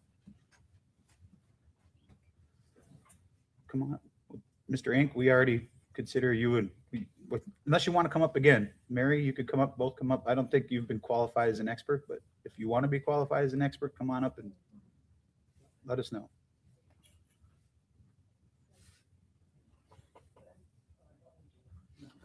Okay. Problem solved. Problem solved. Jason, go ahead. Thank you, Mayor. I don't have anything else to add to this. I'll just help if you have any questions technical for this. I'll defer to the council and other staff related to this issue that's before you. So if you have any questions about Councilor McLean, any your questions discussions. for? Yeah, I guess my number one question is, was it staff's recommendation to go for a CPD and rezoning, or was it staff's recommendation to follow this path as opposed to getting a consumption on premise and leaving the zoning as institutional? As far as I know, no. I don't believe we advise applicants of that. We just make them aware of what the different processes are available. I wasn't party to that specific conversation in the very beginning, but I don't imagine that we would say, go to a CPD. They may present some options or concerns or things that they're looking for, and we can say CPD is an option. That's about as far as we go. Yeah, it seems that is the sticking point that we have, is whether or not, I mean, I think the Women's Club is looking for a CPD. That's what they're looking for. The differences from a technical side of it is through the CPD process is where you can get confirmation of the design, which is what came up from the LPA in the first time around with the council, is deviations or changes from what's in the code as far as architectural standards. Yeah, but there are none, other than there are no setback changes from institutional. There are No, but building design, right? So the appearance and the architectural of the building is through the CPD is a way to get confirmation and approval from the council of the concepts, so that you can't do that through another process. That's to be able to do that through this public forum, is the CPD is the only way to do that. That could be a benefit to an applicant to go that route versus another route. Well, they certainly presented a building that is very attractive. So Right. I think So in order to, which does not meet the standards that are adopted in the code now in many respects, but that code's kind of old. And so there's a lot of coastal modern different styles that are coming through now. And the way for them to get approval from you on the conceptuals of those is to come through the CPD process. It's a very complicated and strange process to do it another way. Yeah. So that's, for me, from our perspective, that's a benefit to an applicant to get that out front and show you the architecturals and get those approvals. Yeah. Everything else is kind of like you said, it's whichever way they prefer. Yeah, I think as a member of the LPA, one of the things we were trying to do was codify, not just give approval for the envelope, but to give approval for the design. Sure. And that seems to be the best mechanism to do it, is to be able to put those drawings in as part of the record, that they will meet the majority of those design concepts. Correct. As they are approved. And I don't think there's another way to do that. Is that correct? There is, but we're going to get rid of the other way at some point. Okay. Just because it's a convoluted way to do it. Yeah. And just for 2 seconds of it, it's basically we go through the entire process, the DO site development process and or building permit process. Then the appearance and the designs have to be presented to staff. Staff has to kick it up to town manager. Town manager has to notify town council that he is or is not approving those. And then council has a process, individually, you have a process of appealing that decision to then bring it back to a council meeting. It's a convoluted way of doing it. Seems much more efficient to just put the design To out just put there. it in through CPD. Yeah, I appreciate it. Thank you. Yeah, that's it. Councilor Link, questions for staff? I wonder if, I'd like to hear from Patrick. Will I then be able to have a question of staff? Yes. If I need clarification. Okay, then Yeah. I'm okay for now. Okay, Councilor King? Does the current zoning allow for consumption on premise? It's a use that has to be requested as part of the CPD, right? And so that's a use, just like if you're doing apartment or if you're doing commercial retail, those are uses that get listed as part of the schedule of uses with the CPD. Now, the area and the boundary of that is entirely obviously up to you as through that approval process. But typically the footprint of where the consumption on premise is done is part of that CPD approval process. Yes. But does the current zoning of institutional allow that? No, you would have to, there's a special exception process that you could do to define where that boundary would be, similar to what you do in the CPD process. They're similar. One's changing the zoning, obviously. In the past, they were grandfathered in, though. Would that continue with the property, or is it because the building is no longer there? I don't know the footprint of their consumption. Their consumption, I think, was entirely indoors. I may be wrong on that. Okay. Yeah, I'm not sure either. So, but so if your question is under the existing zoning, would they have certain rights that were granted previously? Yes, they would. Those mostly, for the most part, would be recognized. Yes. Okay, thank you. But then the new CPD would take away all that grandfather clauses, right? It replaces essentially with Replaces it. whatever is approved. So you can't have both. Once you do a CPD, Correct. Correct. Okay. Well, yes, correct. You're essentially trying to replace it with new entitlements and rights through the site plan and through the architectural standards. That's what the CPD is supposed to do. Right. Okay. In theory, CPDs do expire. The zoning doesn't, but the site plan expires. So if something gets approved, doesn't get built or done years down the road, then that site plan goes away. The only reason, that's just an internal mechanism to say our codes may have changed, so now we want you to come back and make sure that you're compliant with the codes. As a technical thing, it's not really, doesn't really affect many people. What's the time frame on that? 5 years, 7 years? I 10? believe it's 3 and up to 5 in some cases. Okay. Yeah. That's essentially, you get vested against that if you start construction, essentially. Okay. Thank So- you. That's just so we don't have plans sitting around for 20 years that nobody built. And if your codes change, then you may want to reevaluate that. That's just a, Okay, so just to kind of clarify from my brain, just so I am understanding or making sure I understand it the way that I think I understand it, based on the questions that were asked, is if it's currently institutional, right? Right. They are allowed to ask for a COP in the institutional zoning district, but they would have to go through a special exception. Is that correct? So they don't have it by right. They would have to go through the special exception to do that. Correct. So if this CPD, which is what they've requested, was to be denied, they would have to start this process all over again through the special exception process to do the same thing to get the COP. yeah. So, well, there's 2 parts to that. Yes, the building part of it would have to start over to it and the use part of it would have to start over to it. So the CPD is doing multiple things, right? It's doing your site plan, it's doing your building architecturals, and it's doing uses, which COP, consumption on premise, being one of those uses that they're requesting to be approved. If it's denied, then they have to start over on the architectural approvals. That's site plan approvals. That's a separate thing, and the consumption on premise request. So it wouldn't be just the COP, it would be No. architectural designs. You have the power to say, yes, we want to approve a CPD. We're going to modify, change, deny the consumption on premise part of it, or whatever decision you guys can come to. That's the flexible part that you have, is making that decision on the COP within the CPD. You could approve a CPD without it. No, I get that. I just was wondering if for some reason this entire thing was denied, they would have to start the process over For the special everything, yes, exception. for everything. Okay. Not just the COP part. Right. Okay, thank you. Who's going to speak? Mr. Link? Who's coming up on? Link. I'm in need of a new father. I'll take Mr. Inc.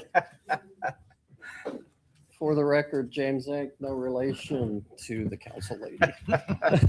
Thank you I for clarifying that, yeah. Previously tendered an expert in planning and civil engineering and continue to do so. I had a presentation, but I think I just pulled an audible as we were all sitting here and you were discussing with Jason on what occurred and what didn't occur. So what I'd like to do as part of this is I'm going to walk through the history of this project, of what we've done, where we've done, why we've done it.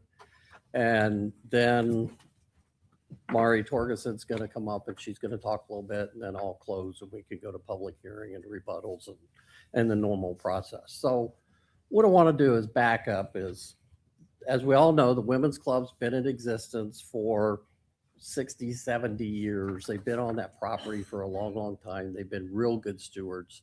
They do an exceptional job of public service. And then Ian came along in September and destroyed their building, and they needed to do something. They started in March of 2024 with a call to Albert at Studio AD that says we need a new building, which then brought me on board. And as you all know, we're doing this because we believe in the project. We're not just hired people to do this project. We thoroughly believe, and I'm not being compensated, I believe so much for this. So we had this pre-app in July of 2024, of which Sarah Post was there, Jason Smalley was there, Jason Green was not, where we had that discussion of where the Women's Club fits into the Land Development Code. From there, staff believe that cultural facility is not really what their venue is. Cultural facilities is art museums and those type of things. And what the Women's Club is a public service. Women's does public service. So it was some discrepancy there. And there was a little uncomfortableness as we did our research on that of how that fit in of if we were a cultural facility in the code, and here's our mission statement that doesn't talk about that, does that cause some conflict with the IRS when it comes to the C3 nonprofit status? Because there's 20 something different nonprofit categories and buckets that you fit in. And I'm not an expert at that, but there's a lot of them, and it's real important that you stay within your lane to keep your nonprofit status. So as we went through that, Jason was correct. We wanted to have outside on-site consumption on premises. That required a special exception at a minimum. So we were in the public hearing process anyway. So as we went through it and talking with staff at the time, it just made sense that we would add membership organization to a new schedule of uses that is essentially a edited version of institutional, which is what we were existing. And that created our schedule of uses to go with our new master concept plan. So in July, we submitted an application for a CPD with the master plan, with those schedule of uses. That hasn't changed all the way through today. They came back, staff came back with an RAI. There were 3 very small things they wanted us to add outside to our consumptive on premises. They wanted us to clarify the square footage of the building. And there was one other very small tweak such that we got done, we got staff to render us sufficient on the application and review. They subsequent scheduled this for the LPA. Staff created a report. They didn't have any problems with the profit, nonprofit, any of those kind of issues that we have today. And they recommended approval. We went to the LPA in October of last year, and LPA had minimal comments.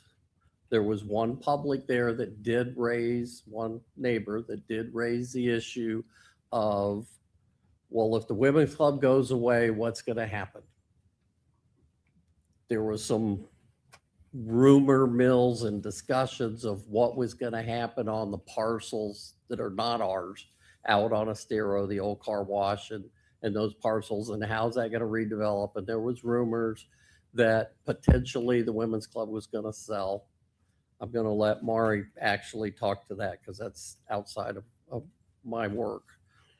So we went to the LPA. LPA had minimal comments. I rewatched it yesterday to make sure everybody had the comments, and they voted 6-0, and they thought it was a good job.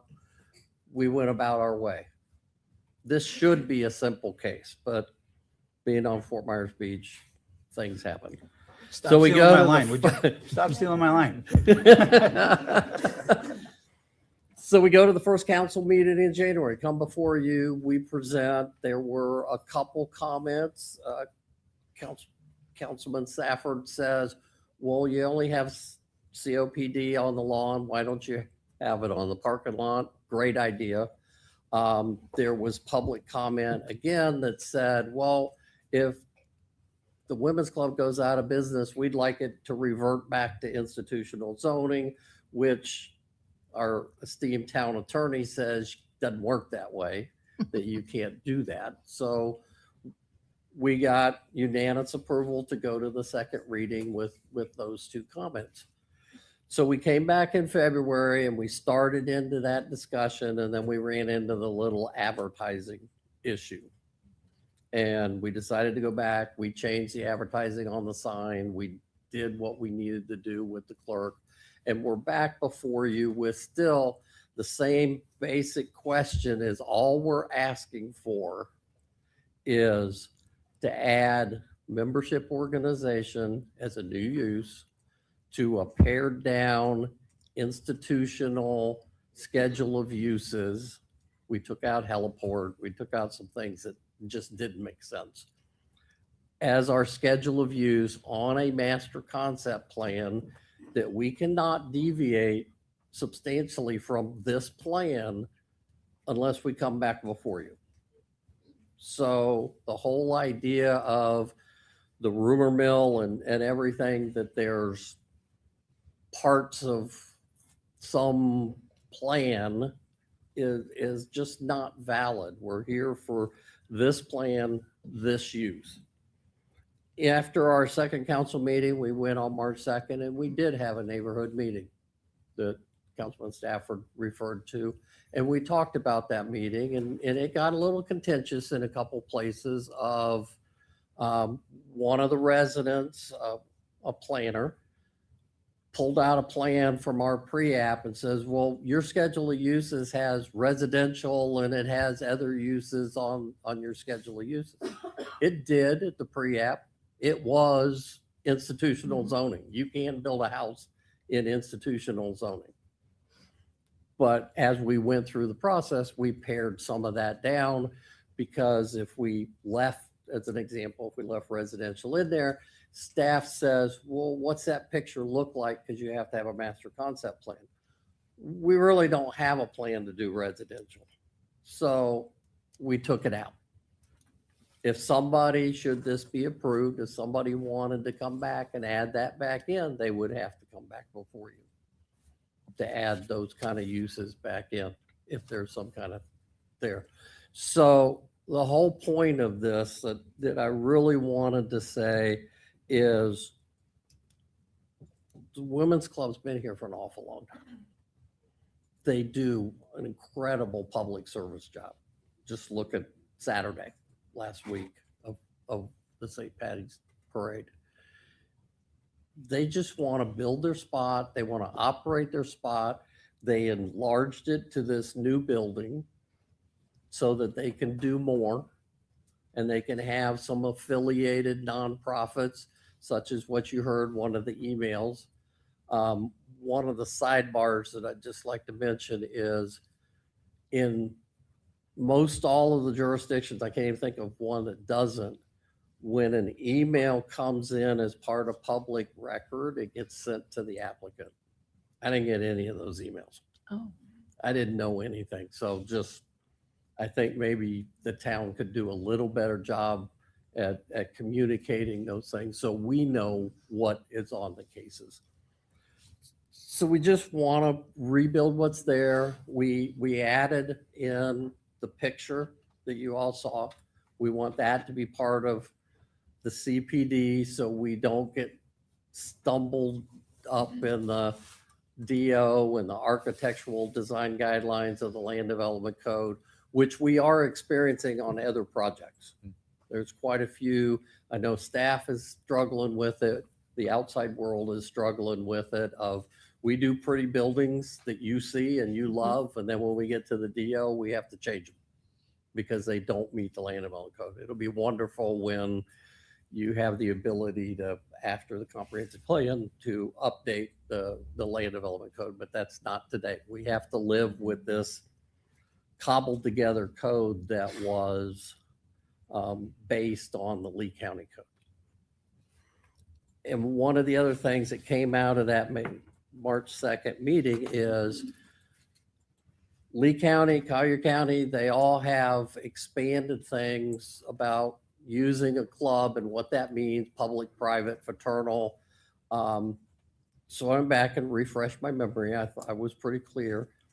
Lee County, for example, has 3. They have public, they have private, and they have fraternal in a definition of a club. None of them are nonprofit. They don't mention nonprofit anyway. Collier County the same way. Adding nonprofit on it, we feel, is restricting the potential of a doomsday scenario of the Women's Club is not there 20, 30 years from now when, we're all not here, the testimony's not here, it's a bunch of new people, and they're just trying to do it. So our position right now is we want to leave it the way it is. We were, in our opinion, we were forced into the CPD. I mean, we didn't want to do this in the first place. We just wanted to do a special exception. It costs the women's club, I don't know what the fee, about like $5,000 extra on fees to do this. The process is so similar that we didn't really object to it other than the fees. So that's where we stand. I want to bring Mari up. She wants to add from the perspective of the women's club and, you know, what it means that we're trying to do. Okay, thanks. Do you prefer Mari or Mary?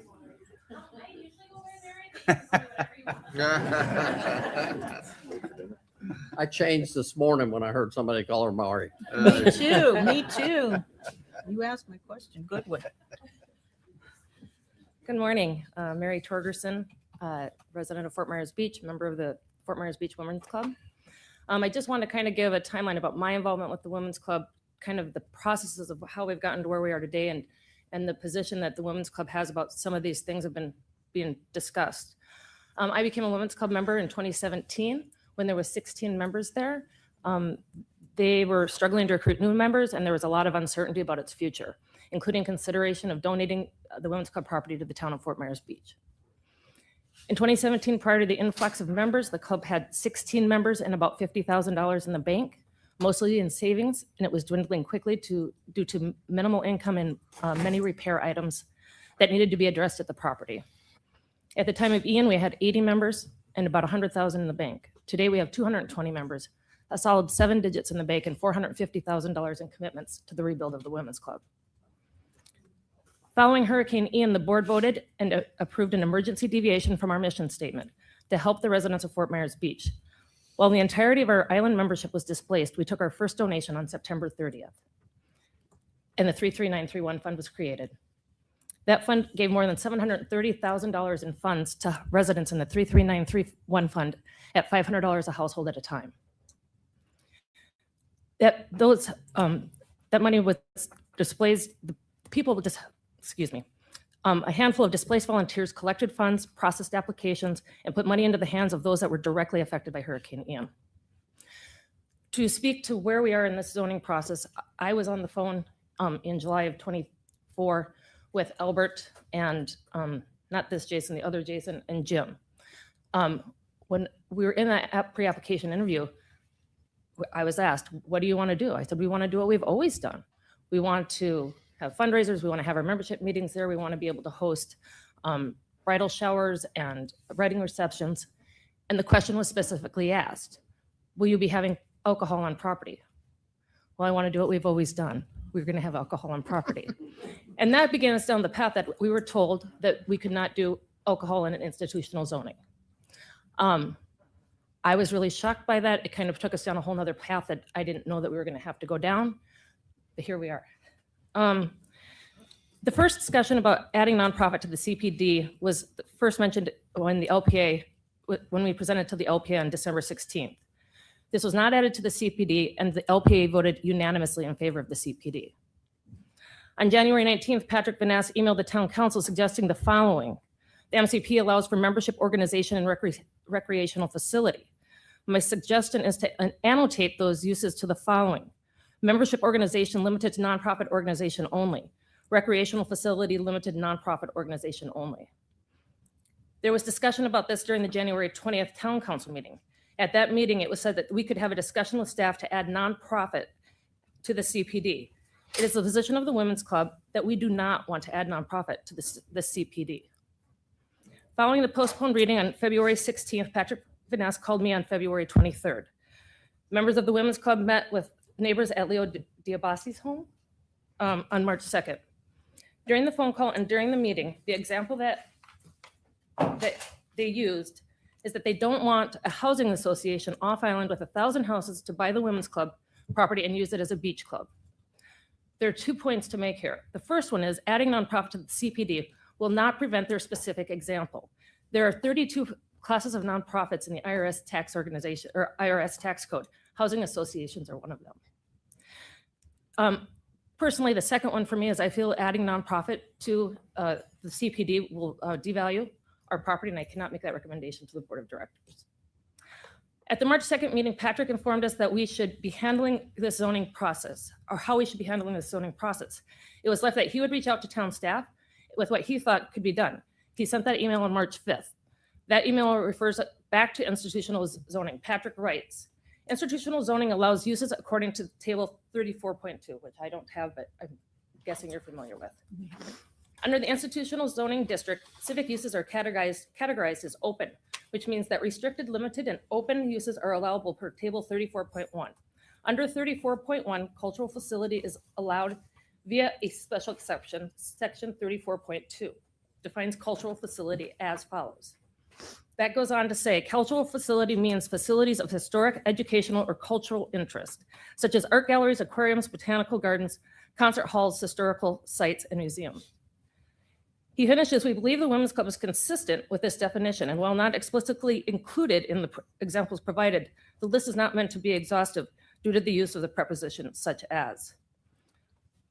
My reply to that is rebranding the Women's Club as a cultural facility would put our 501(c) at risk.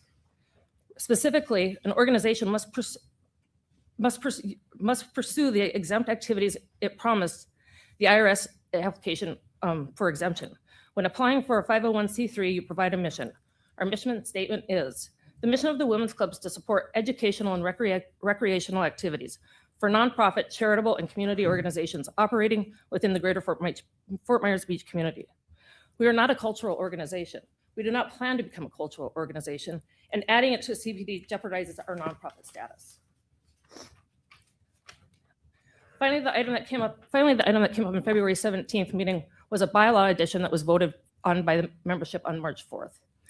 The bylaw addition is Article 4, dissolution of nonprofit and real property. Section 1, should the membership of the club determine maintaining a nonprofit status is no longer feasible and voting members vote to dissolve the nonprofit, a 7-person committee shall be appointed by the board to determine best dissolution practice and distribution of assets. We have been asked why we are doing that now.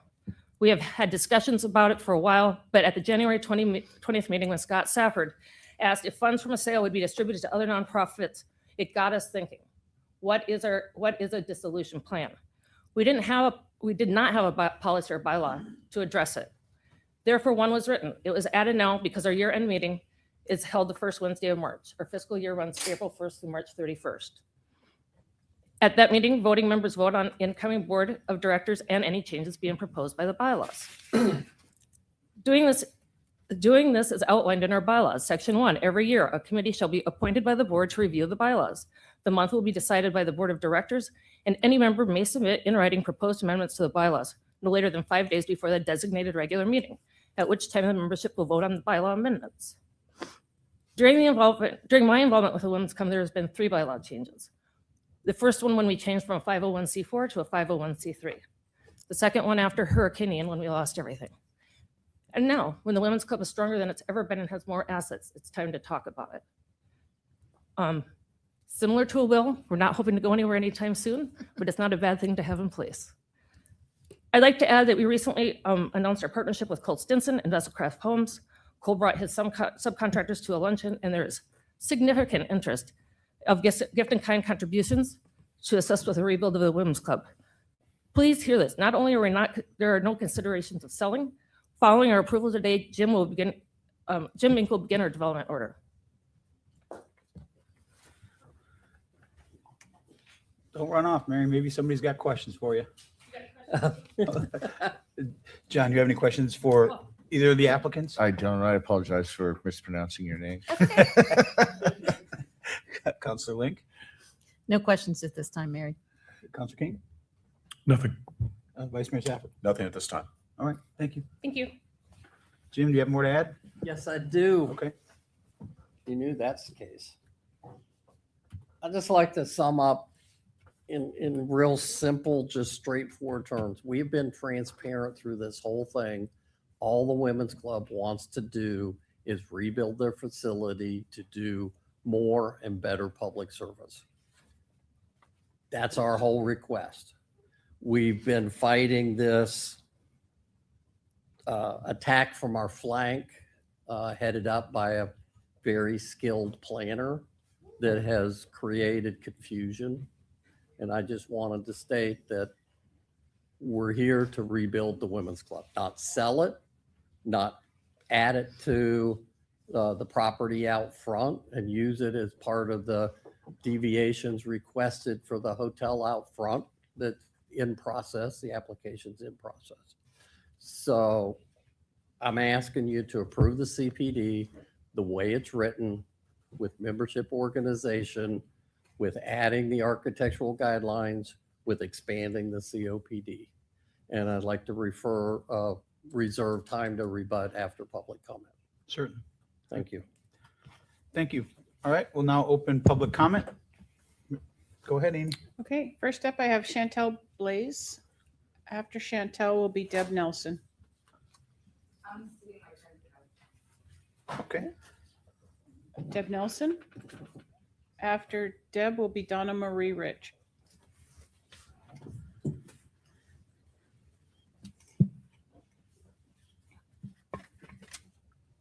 Good morning. I think it's still morning. My name's Deb Nelson, and I'm a board member of the Women's Club.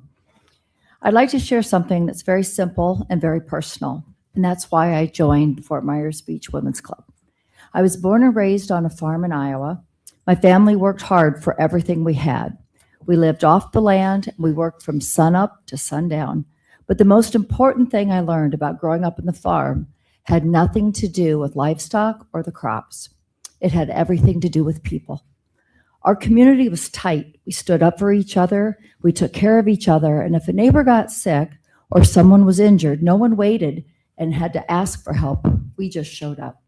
Helping others wasn't a program and it wasn't a committee. It was just simply the way we lived. And the lesson stayed with me my entire life. When I walked into my first Fort Myers Beach Women's Club meeting, and that was after Hurricane Ian, something happened that I had not felt since the day I left that farm in Iowa. I felt like I was home. I saw women who care deeply about their community, women and men who show up, women who believe in honesty, have integrity that's beyond what I've ever seen, and the way they service. Women who give their time and energy, not because they have to, but because someone else needs it. And at that moment, I knew I'd found my people again. Because helping others is a gift. It costs the person receiving it nothing. And for those giving it, it costs us a little bit of time and a whole lot of heart. And I want to be very clear about something. The Fort Myers Beach Women's Club is not going anywhere. We're not looking to sell, and we're not looking to dissolve. In fact, we have recently strengthened our future by updating something else in our bylaws that no one else has talked about yet. Every new member has to be sponsored by a current member, and that's a current voting member. Why? Because we want to make sure that every woman or man that joins shares the same purpose, the same feelings, and the love of the island like each one of our current members. So those new members will continue to take the best care of our beach, take care of people who live here, and support the growth of every nonprofit on this island. And these words are not just a statement, it's a commitment. When we bring women into our club who share the same mindset, who believe in service, community, compassion, and responsibility, this club will remain strong. New members aren't going anywhere, and neither are we. This organization has stood for 70 years. 70 years of women showing up, helping others, and making this island as strong as it can be. And I'll promise you one thing, we're not selling and we're not going anywhere. Thank you. Mr. Mayor, if I could just interject for a moment out of curiosity. Deb, where in Iowa? Marengo, Iowa, Okay, thank Amana Colonies. Yep. How about you? Des Moines, but my mother was All right. Iowa farm girl. Hawkeye or Cyclone? We all know. Well, I married a Hawkeye, but I'm all Iowa. We all know the best joke about Iowa. The best thing to come out of Iowa is I-35. Just thank you, Deb. That's so you can get out of Minneapolis and All Minnesota. right, who's next? Donna Marie Rich. After Donna Marie will be Kathy Nash.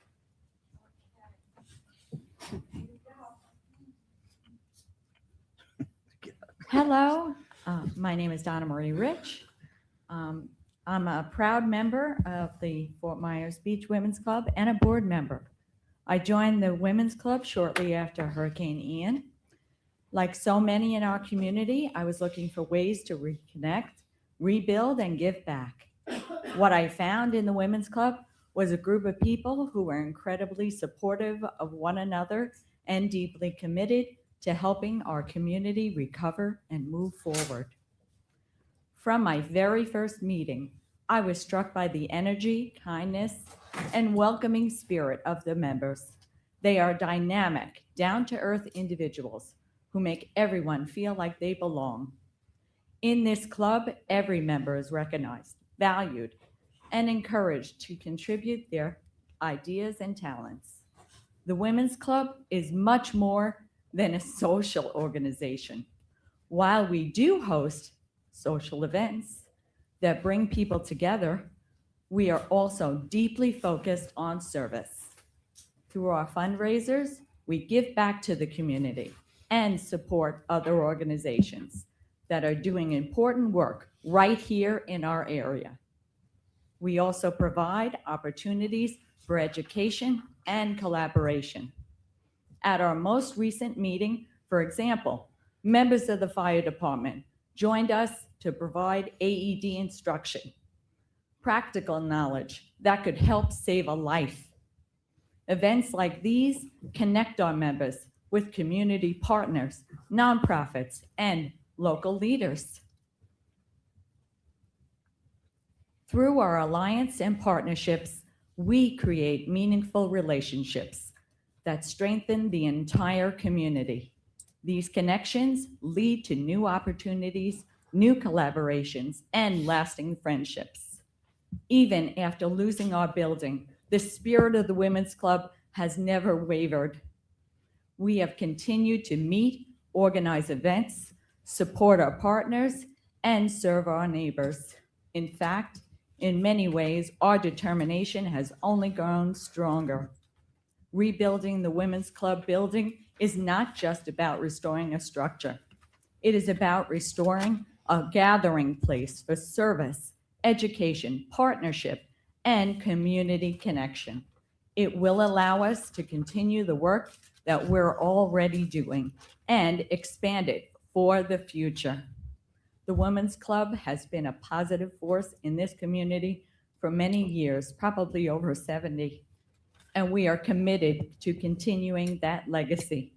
With your support, we can rebuild a space that will serve our community for generations to come. Thank you. Thank you. Kathy Nash. After Kathy will be Don Thomas.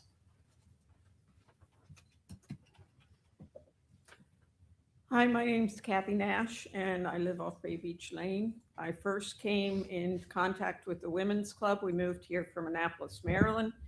And whenever you move to a beach town, at least none of our brown furniture, nothing fits. So we sold or got rid of everything. Come to the first Christmas, we need a Christmas tree. We heard about the Christmas Tree Festival. We went to the Christmas Tree Festival in the old building. And we found the most colorful Christmas tree that the Little League had put together, and we bought it. But while we were there, we got to talk to some of the people, and when we left, my husband said, "You need to join this group because they have too much fun." And I did, and I have been and am in other groups on this island. The Women's Club is thriving. They are fun. They are a fun group. They do so much for the community. The Putt and Pub, all the different events, the St. Patrick's Day Parade. They're staying, they're growing strong. I've got more members that I've brought in, and I just ask that you approve this. Thank you. Thank you. Don Thomas. After Don will be Greg Skasny.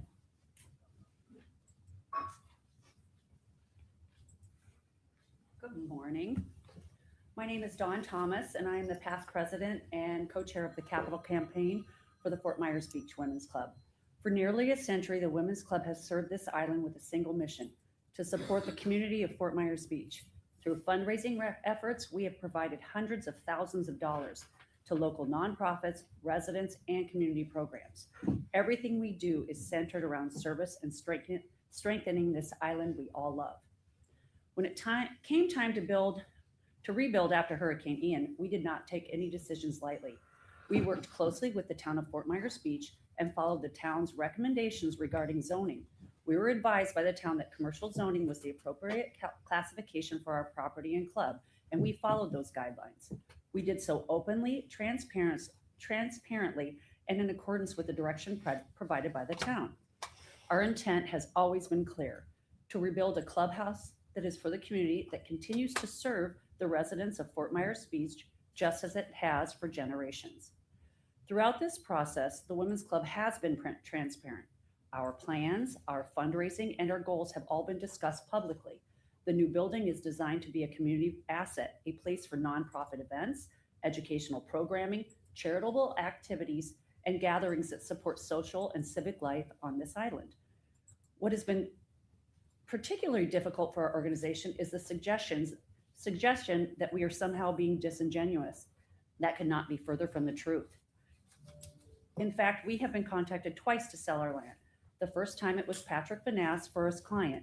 The second time we were approached by Spring Lake Capital, which is also Patrick Vanass's client.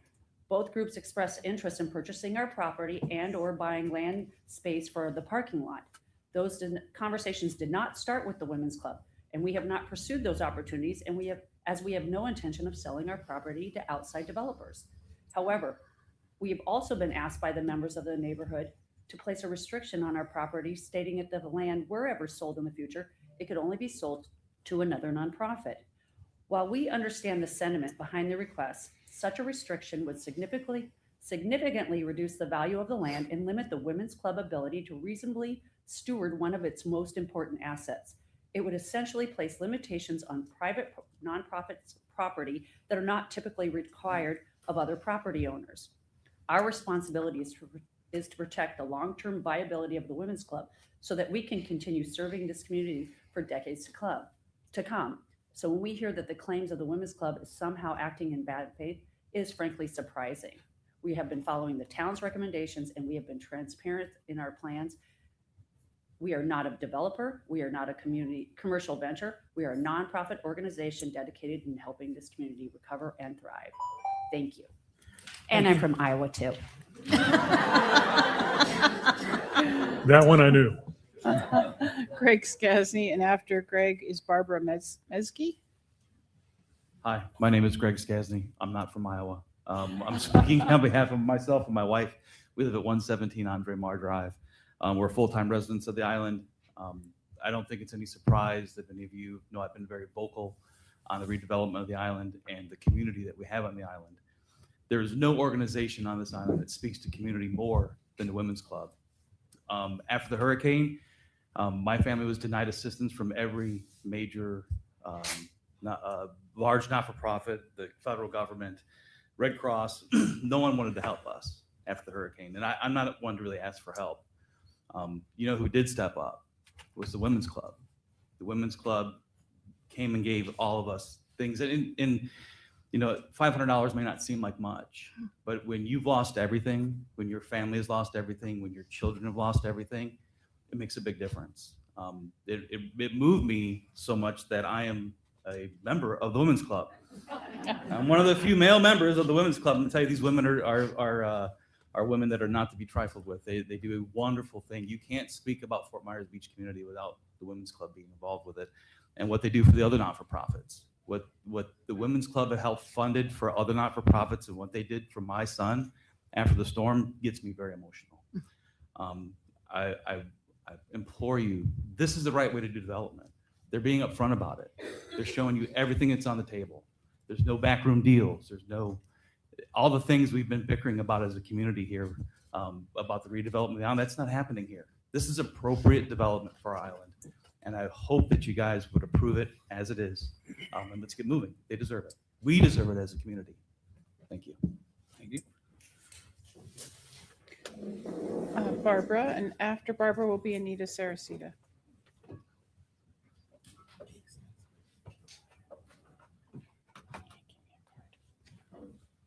Morning. My name is Barb Mazeski, and I am president of the Fort Myers Beach Women's Club. I'm proud to say that.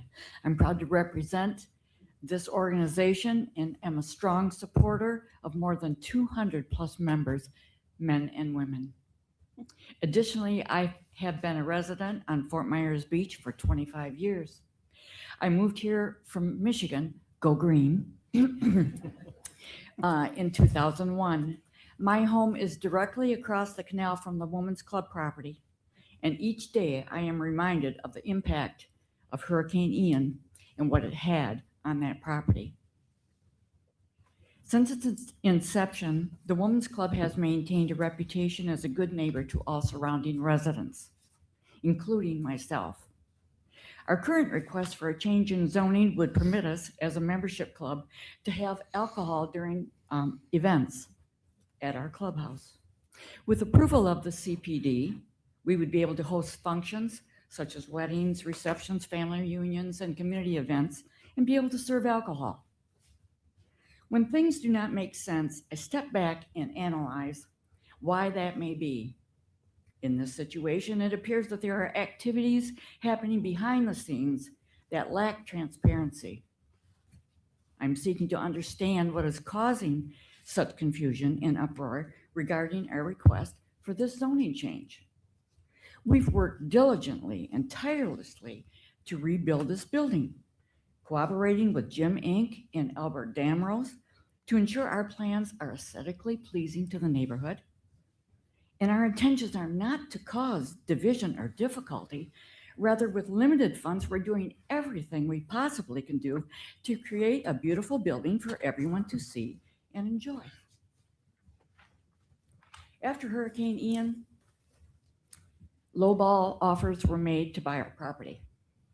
I was not on the board at the time, but I understand that these offers at 30 cents on the dollar were not considered serious, as the Women's Club had no interest in selling the property. I also understand that there are still some interested parties that are advocating for the sale of our property for the benefit of themselves. Why on earth would we sell a property we're trying so hard to rebuild?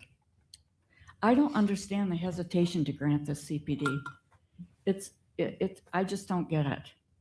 I trust that the council is astute enough to recognize the honesty and integrity of our intentions. Our goals are for the benefit of the entire community, including our immediate neighborhood. The proposed CPD change is not solely for our club's future, it's for the future of Fort Myers Beach as a whole. Thank you for your time. Thank you. Anita, and after Anita is Ron Benak. Good morning, everyone. Anita Saracita, not from Iowa. But you could be. I could be because I love farmers, so it could very well be. I am here to respectfully ask you to approve this CPD request as it has been submitted. One of the most difficult things as an LPA member or as a council member is to listen to formidable women and gentlemen speak about their passion, how they feel about something. Feelings have nothing to do with zoning. Zoning is a case of facts and information that's presented to you in the course of a quasi-judicial hearing like this. I could stand here and tell you lots of emotional things about the Women's Club. There are many, many ways to rebuild a community, and the Women's Club is bearing the brunt of that on their back, building community, not just buildings. So we all want to see brick and mortar things go up, and we certainly want to see this accomplished. But you've not been given a single reason not to approve the CPD. There was no reason given in the LPA hearing. It passed unanimously. It passed unanimously here in front of the council in the first reading. No reason given not to approve the CPD. And then for whatever reason, and I still don't understand it, Patrick, the hoopla began. The hoopla. I mean, lots and lots of hoopla, which I still do not understand. It's emotional, and it's unfortunate that it's emotional for the neighbors who have been impacted by that. But there is no logical, legal reason that's been given to you not to approve this path that the Women's Club opted to go through, paid to go through, has diligently proceeded through, and hired best-in-class folks like Albert and Jim Inc. to help them with their application. So listening to everybody tell you how much they love the Women's Club, hear me, I love them too, and I'm one of them. But listen to me as a member of the LPA and former member of a council which had to listen to all of this stuff as you are this morning and recognize that it's not our jobs to amend or change or give people an idea how they should do their application better. It's your job to decide whether or not the application meets the criteria in front of you, and this one does, and I respectfully ask that you approve. Thank you.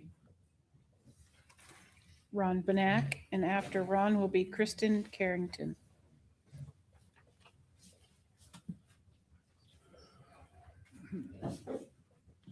Morning, Ron. Good morning. Ron Benak, 210 Sterling Avenue. And I've been here a few times and have met with people. Yeah, we don't understand the hoopla neither. I really don't. Let me start off. Good morning, Mayor Ellers and Vice Mayor Stafford, Town Council, Town Manager, and all of you that have been here today. Once again, I am here to voice my support for the Fort Women's Beach Women's Club rebuild. I have stated in December at the LPA that I was in support of the Fort Myers Beach Women's Club rebuild. In January at the Town Council meeting, I voiced my support for the Fort Myers Beach Women's Club rebuild. In February, I voiced my support for the Fort Myers Beach Women's Club rebuild. I stand here in front of you again today, voicing my support for the Fort Myers Beach Women's Club rebuild, their mission, and all of the good that they do for our island. And we all know that they do good for the island. We all know that. I even walked up and down Estero this past Saturday selling Jello shots and helping raise over $1,500 for Fort Myers Beach Women's Club this last Saturday. It was fun. The Women's Club is fun. But during the same time, all that we, the McPhee Park neighborhood, are asking for are some guardrails along with the zoning change that they are asking for so that our neighborhood would have some protection if, God forbid, the club has to close and they sell the property. That's all we're asking for. There's been so much misinformation that our neighborhood was working to stop the Fort Myers Beach Women's Club from rebuilding. This is so far from the truth. We want them back. They were a good neighbor before, and we know they'll be a good neighbor again. We want them back. But just think of the neighborhood if, like Jim said earlier, you know, if the worst case thing happens, then that's why you have this in place so that they can sell it, so that they have more value to their property. Well, again, that's all we want is their beautiful building to be built back so that they can carry on with their great work. And again, all we're asking is that you please consider our McPhee Park neighborhood when voting on the zoning request today. That's all. Thank you very much for your time. Ron? Kristen Carrington, and after Kristen will be Peter Ennis. Good morning. I'm Kristen Carrington, co-founder of FMB Tip Jar. My daughter and I founded FMB Tip Jar after COVID hit. We've been residents here for about 12 years, come from Illinois, not Iowa, so go Illini. But we started FMB Tip Jar as we saw all of the island workers being put out of work. So it started as a directory that's online, so the applicants can sign up and just put their Venmo, Cash App, PayPal on the directory, and they were getting tips. We didn't know from who, nothing came through us. So after that, I finished it up as a 501c3. Don't know why really, but when Hurricane Ian hit, I knew why. So 2 days after the hurricane, we started getting donations into our organization. And then the Women's Club came along, and over the last few years since 2023, they donated about $25,000. And through us, island workers, hospitality workers got direct donations to help them during these times. So we had at one time nearly 300 servers signed up on our website So people still were tipping them up north, finding their bartenders, servers, sending them direct tips. But then the women's club made the hugest impact through us. I had a few people that I wanted to come and speak, but thankfully they're still working on the island after going through everything. But they gave me some reflections on how this helped them. So from John and Donna, we have lived here on the beach for 21 years. We have supported the Women's Club over the years with their various fundraisers. With the leadership of Kristen Carrington, FMB Tip Jar started with COVID. We had moved the same week it hit and lost our jobs and were closed down. Tips helped us with food and bills, and we're not sure how we could have still been living on the beach without FMB Women's Club's help. From Craig, I honestly don't remember how much I received, but really appreciated it. It was great to cover my bills during the hard time.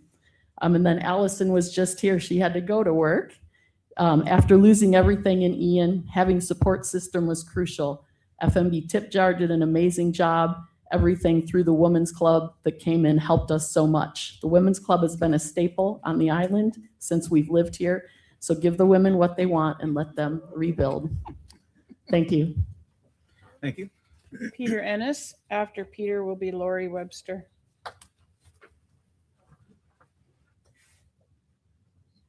Good morning, Peter Ennis. I'm here representing Snug Harbor Restaurant, Wahoo Willie's, and SOB on Fort Myers Beach. First of all, I'd like to thank the Women's Club for everything they've done for our community, for our restaurants, for businesses to help promote Fort Myers Beach as a better place. Obviously, I'm in favor of the Women's Club approval of the clubhouse. They're just wonderful partners, not only for Fort Myers Beach, but to work with. They're so professional. Everything that gets done with them is always in a professional manner. They're so outgoing, wanting to help businesses. And I'm sure there's not just restaurants, but every retail, every person on the street that the Women's Club comes along with, there's such a positive impact on. And I'm so happy to be involved in the events they do. And like Greg had said earlier, it's there's men involved too. So it's not just the women, but men are willing to help out because they see what a positive job that they do. The amount of money they raised is ongoing and over above and beyond. I think volunteers is just a part of what Fort Myers Beach is, whether it's business owners, of course, residents, but the people that come down here seasonally, the people that come down to visit and think, wow, we're part of Fort Myers Beach. Even if they're just here for a month or two during the winter, they really feel like they're part of Fort Myers Beach. And the volunteers leading the way is the Women's Club to be a foundation on Fort Myers Beach. So I really hope you move forward with them. Thanks. Thank you, Peter. Lori Webster, and after Lori will be Cole Stinson. It is still morning. Good morning again. My name is Lori Webster. I'm a resident of Curlew Street and have been a member of the FMB Women's Club since 2023. As were most of the people in this room, we were greatly impacted by the hurricanes. At a time when I was feeling very low, I was introduced to the Women's Club. Sorry. This had a huge impact on my life. Within the club, I met women who I now proudly call my friends. We have a lot of fun together, but we also support one another and the community. The impact of this group of women on this island cannot be overstated. From big events to small, simple gestures, it would be difficult to find someone who has not been helped in some way by this club. As an active member, I can tell you that the planning and forethought actively happening is but one indication that we are not going anywhere. The St. Patrick's Day parade and after party just happened, and we are already making plans for next year. The Christmas Tree Festival and Putt and Pub plans are also well underway. 3 big events with even bigger impacts on the community. I'm very confused by where the concern of us selling is coming from. The amount of time and effort put into fundraising and planning should stand alone as proof that we have no plans to go anywhere. At no time has there been a meeting where the membership was informed that it was even a thought. The only plans that we have are to continue supporting the other nonprofits of the island and be the best partner to every person we interact with, as we have for the last 70 years. Each and every one of you have fought in some way to restore this island to its pre-Ian paradise. That is all we're asking for today. We want our home back. We want to be able to plan a meeting and know where it's going to take place. We are essentially couch surfing at the moment and want nothing more than to have our own place. Your yes vote today is the next step in achieving that goal. Thank you. Thank you, Lori. Cole Stinson, and after Cole is Patty Festi. Okay. Well, everybody who spoke before me was so eloquent. I am not. I've been on the beach for my whole life. You know, I don't live here anymore. I moved out east. My grandparents owned a deli in where Dusseldorf's was in the 70s. My mom was a waitress, pretty much every restaurant, you know, on the beach over 30 years. My dad was a carpenter, a handyman, whatever you want to call it. And I feel fortunate to have grown up in a place like Fort Myers Beach, you know. There was always a strong sense of community. I mean, I wish some of my teachers from Beach Elementary were here because Fort Myers Beach is probably one of the only places that had a strong enough sense of community for me to be able to make it out of grade school, frankly. And like I said, I just can't really express how grateful I am to have been raised here. And now today to be able to work here, you know, I have a lot of great clients. Some of them are here today. I guess the second thing I'd bring up is the amount of work it takes to plan events, parades, whatever you want to call it. I know Jeff because I did some stuff with some fireworks after Charlie to get the first fireworks show back. And it cost me a lot of money, frankly, but it cost me a lot of time. And the fact that the ladies from the Women's Club and some of the guys are willing to put up their time to keep those elements of Fort Myers Beach that make it feel like a local small town. I value my time more than I value money, frankly. And I'm going to do whatever I can to rebuild the Beach Women's Club at a good price, you know. We had a wonderful meeting with many of my vendors at Mary's house, and I've already got some bids back that just say 0 at the bottom. I don't ask a lot of favors from my vendors. My jobs go well, they go quick. Nothing like government, no offense, but my jobs go quick. You know, everybody knows. Some of you have seen them, some of you haven't. But I don't ask a lot of my vendors. It's usually just straight business. But I've asked them to contribute, and that's because I believe that the time the ladies give up to make the beach feel like a community is a value to the community. So I can't tell you what it's going to cost yet or anything like that, but we're going to get it done for a really good price. And, you know, that's it. Somebody's got to do that work. The beach doesn't have time to do it. I don't see many other organizations stepping up to do it. So I think they deserve a place to operate out of and a place that could potentially generate revenue and a nice building in general. Thank you. Thank you, Cole. Ellen Vaughn. After Ellen will be Nan Williams.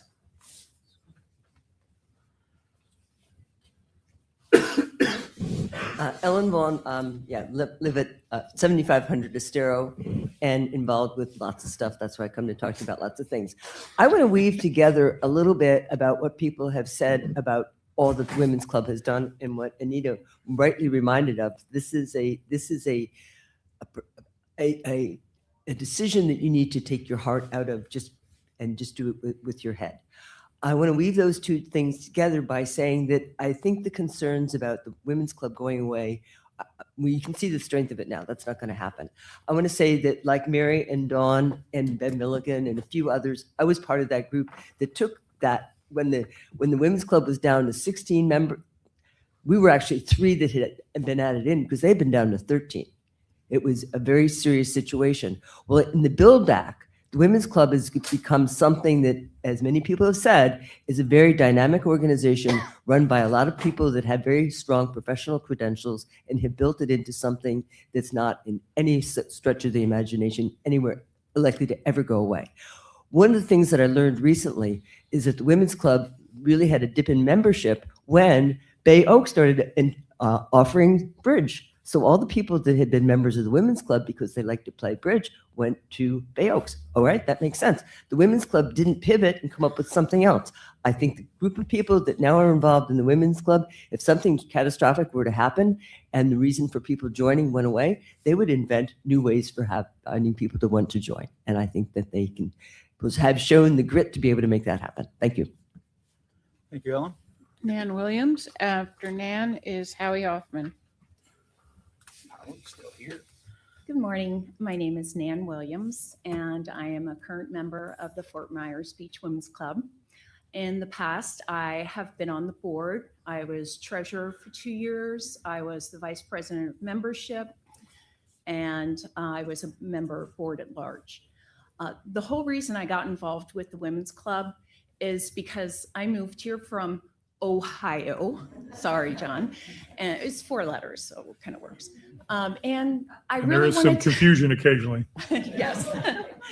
Well, my husband was still working at the time and he traveled a lot. And I really wanted to get involved in the community. I grew up very much like Deb. My family, we were volunteers always.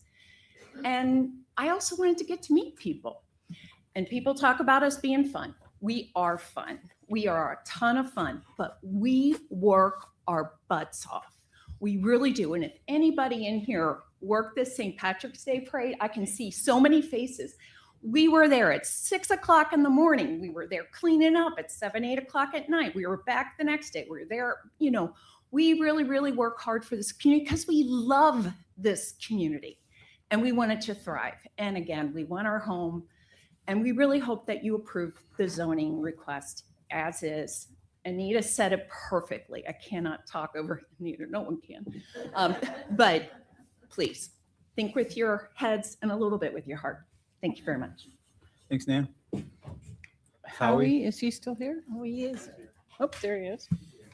After Howie is Patrick Vanass, and I have 3 people so far that have ceded their time to Patrick. So I've already spoken and told you what I truly feel about the Women's Club. They're great. They do everything for our community to bring back that good vibe. Give the women what they want and make sure that includes alcohol.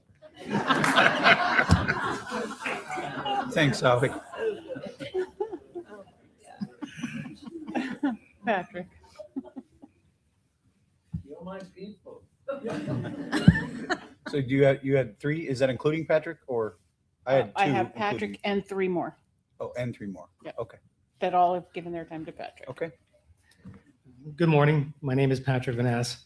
I am a Lauder Street resident. I've been there for 22 years, and I am 2 houses removed from the Women's Club. As you know, and it's been mentioned, I am also a certified planner. And I am here today representing my family and also speaking on behalf of numerous neighbors that are from the neighborhood. And those neighbors can raise their hands. So I will be speaking on their behalf. Just to clarify, I think I've got 15 minutes at least for public comment. I'm going to try to keep it short. And hopefully I can clarify any confusion, concerns, and hopefully answer Anita's questions, their satisfaction, and hopefully any coconut telegraph misconceptions can be clarified through our conversation today. So I do have a handout that makes it very clear as to what our position is and what our concerns are. And again, it's very limited, very minor.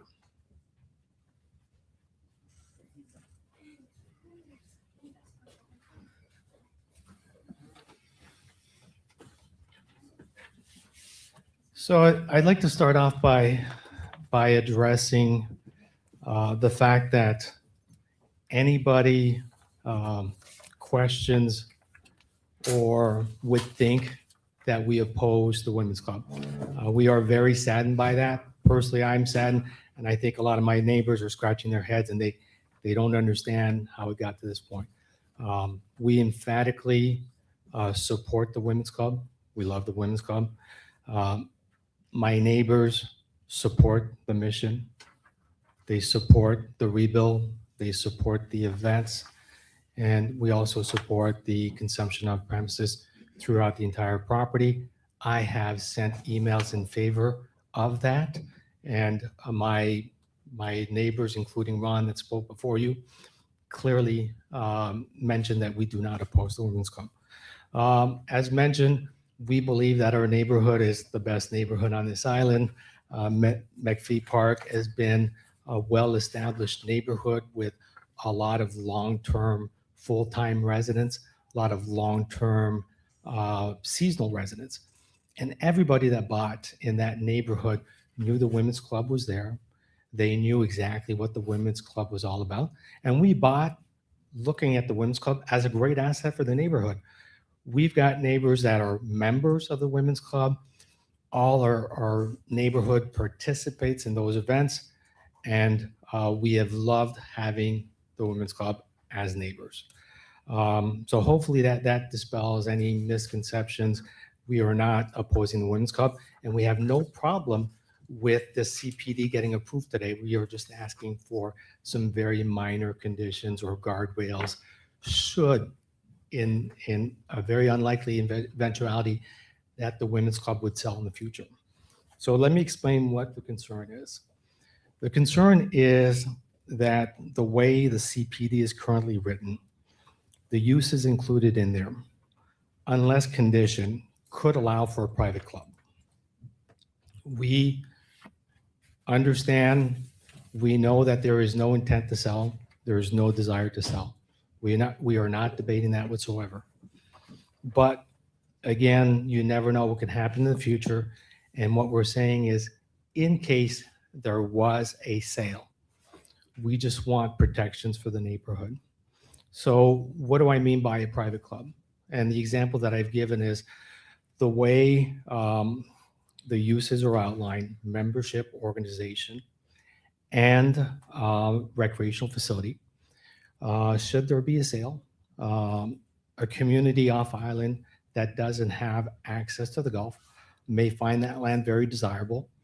And if they purchased it, they could turn it into a private country club for their owners only, restricting access to the Fort Myers Beach residents. Again, it's just an unlikely scenario. We understand that, but should there be a sale, we'd like that to be prevented.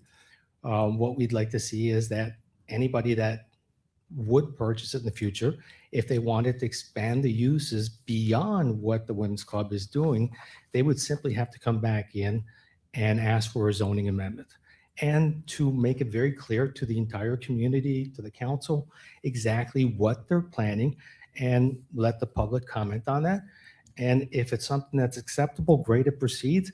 If the community is concerned and wants to put conditions on that approval, then we can do so. I'll just take a little quick drink of water. While he's drinking his water, we are trying to get your handout up on the screen so everyone can see it. Okay. So understanding that the Women's Club has a great mission, they want to proceed with this today. What we've put together, what I've put together, is what we think are solutions.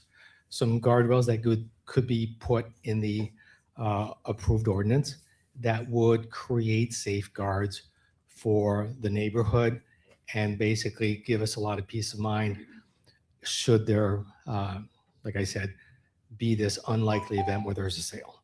So I've presented three options on that handout to you. The first option is, and it's been discussed, the property does not have to rezone. It can proceed as institutional. It would not hinder or hurt the mission of the Women's Club, their intent to rebuild, and they could go through a special exception to get the consumption on premises. We also understand that they've gone down that path, and maybe through the conversations with some previous staffers, they were directed to do so. And that's perfectly understandable. We understand that. They spend a lot of time, a lot of energy proceeding with the CPD. And we know that's not a preferred choice, but it is an option nonetheless. So going forward with the CPD, what was suggested was the membership organization use and the recreational facility use. And I suggested that, and it's come up through the comments. We suggested that you can simply annotate that, add a comma, and say for nonprofits only. And again, we believe that would provide sufficient protection to the neighbors. The neighbors would be happy, and it would alleviate fears. Again, this is just precautionary in case there was a sale. We also understand that the applicant does not like that language, and they've explained why they don't like that language. Not here to debate that. I still think it's a valid option. I think that if that was added, it doesn't hinder the women's club whatsoever. What it does is if someone were to buy the property in the future and try to make it a private club, I think as a community, we can refer back to the ordinance. Everybody would understand that what the intent was behind the for nonprofits only.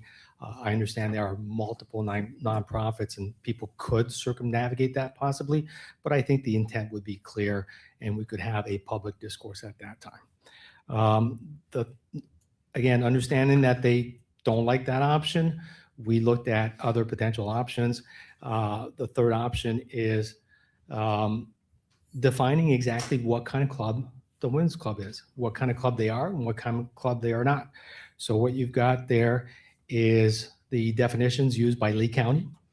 And Lee County has 5 different definitions as to what clubs are. Those are commercial clubs, country clubs, fraternal clubs, membership organization clubs, and private clubs. I think there could be a condition added saying exactly what club they are, and I think they would fit neatly under the fraternal club and membership organization club, and saying that the CPD does not allow for commercial clubs, country clubs, or private clubs.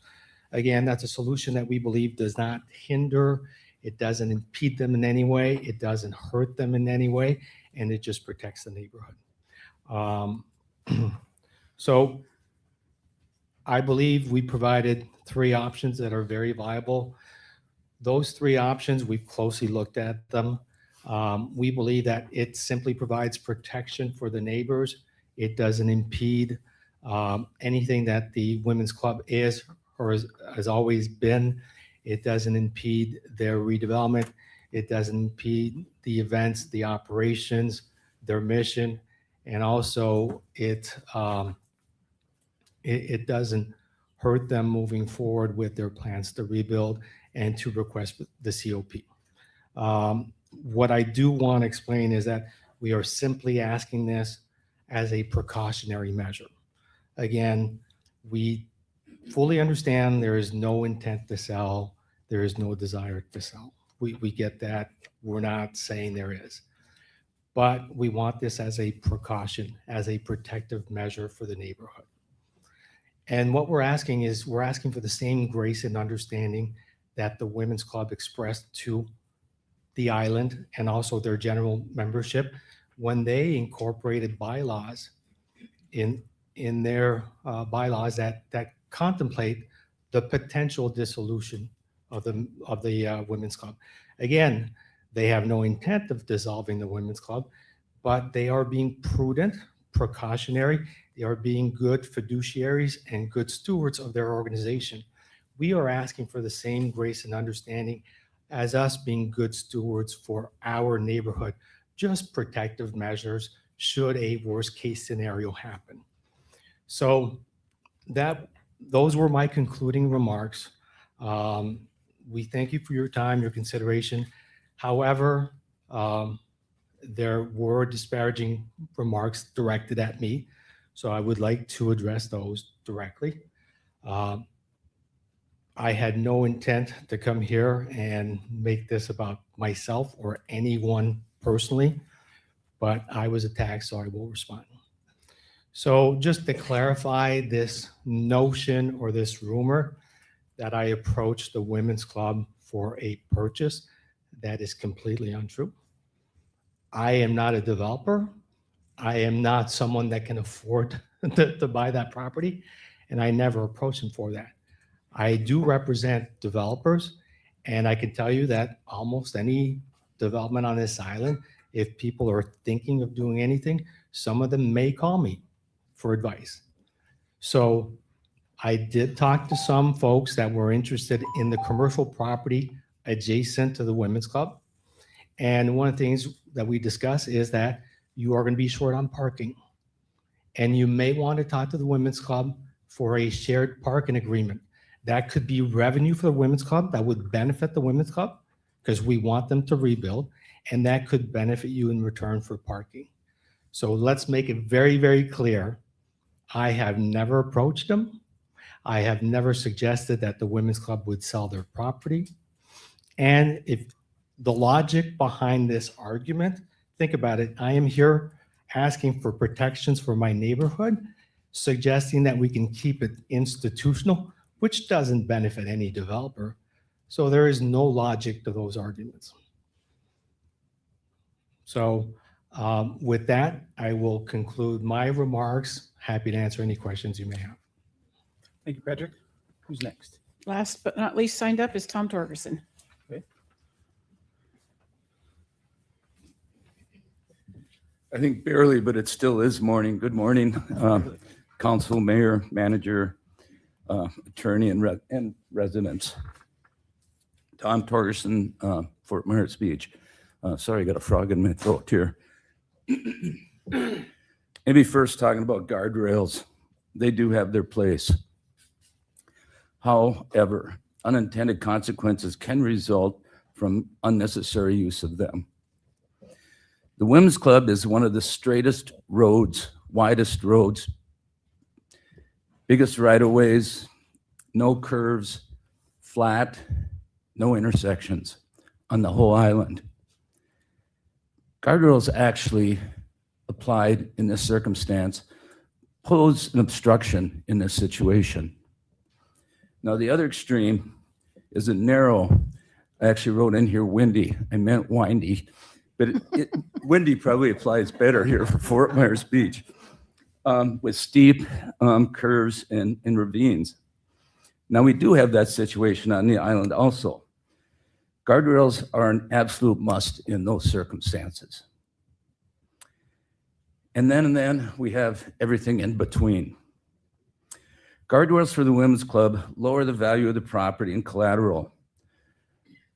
The Women's Club has a debt-free mission, but we'll use gap financing, short-term construction financing, to help build this club back as fast as it can and then pay that debt off very quickly. They want to go to the financing market without conditions and get the best rates in terms the market has to offer. They want a competitive process in all regards to rebuild this project and get it done as efficiently and quickly as they can. Conditions present unintended consequences and compete with that goal.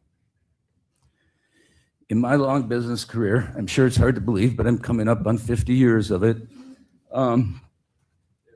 Negotiating circumstances was front and center of what we did day in and day out.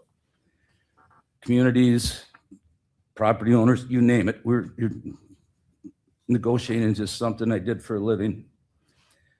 Within our company's DNA that we built is a culture of creating win-win outcomes.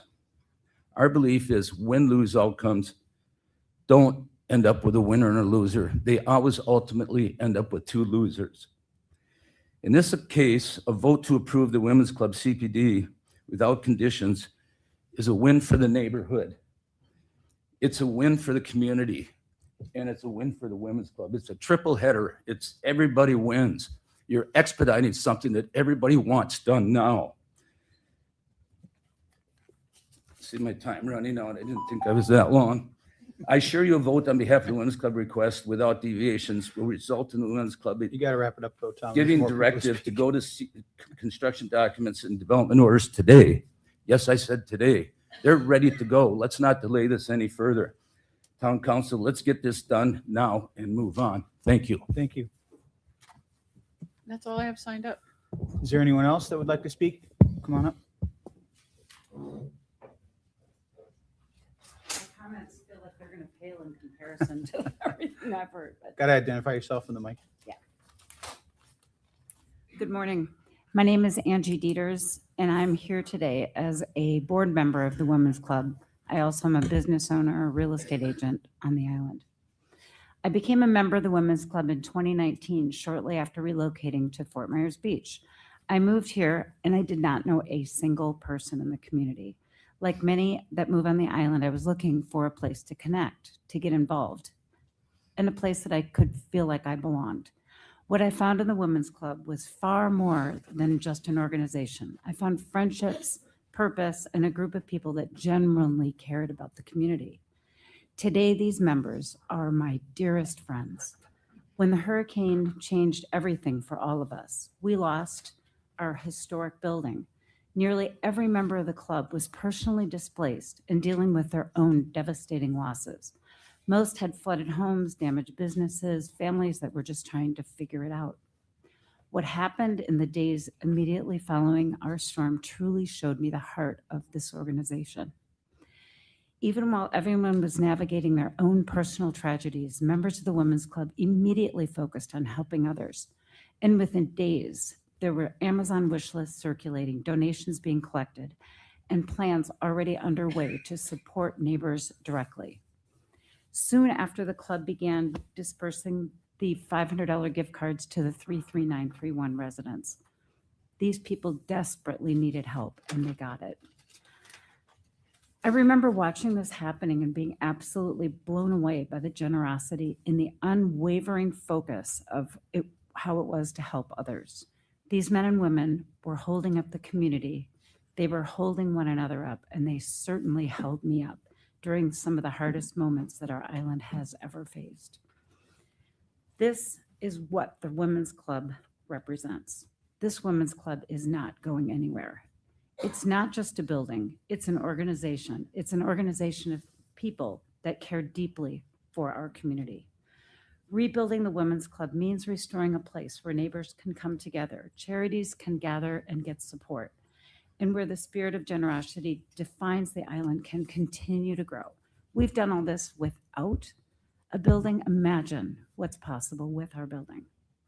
Saturday, I had a brief conversation with Councilor Safford. I was saddened to hear his perspective that unless we were able to come with an agreement with the neighbors, he didn't feel like he could support our project. I don't understand how a small group of neighbors that, to my knowledge, have never had a complaint about our Women's Club could have such power. The Women's Club has always been a good neighbor to the surrounding neighborhood, but also to Fort Myers Beach. And with your support, it will continue to do so for generations. Thank you. Thank you. Anyone else? Can't see behind the pole. Hi, Randy Weck, Fort Myers Beach resident. This is here. The Women's Club to me, when we first after Hurricane Ian, like all of us, we weren't residents here yet, but you're deciding if you're going to stay, do you go, do you move, what do you do? So one thing I remember driving back over the bridge, it was still dark out. And as we came over the bridge, I'm like, we're not leaving. And one of the reasons we don't leave is because of our sense of community. Great people, the people in this room, the people, I can't believe how organized they are. I'd be, they've dotted all the I's, they've crossed all the T's, and they're driven by what they do to hand out $500 gift cards after that. That, in my mind, made a lot of other people stay because they had the right zip code. They wanted to stay here. And to their credit, and to the people who stayed, it's well worth it. And we're still growing. And we need to get going. It's time to stop. We need commercial structures. We need structures like this. To a lot of credit, we built homes. I built a home after the hurricane. And you see a lot of construction after the hurricane of houses. But what's missing? Structures where people can go to. There's a few places in this town for weddings and stuff like that. Here's another option. Let's give them what they want. They've done their work.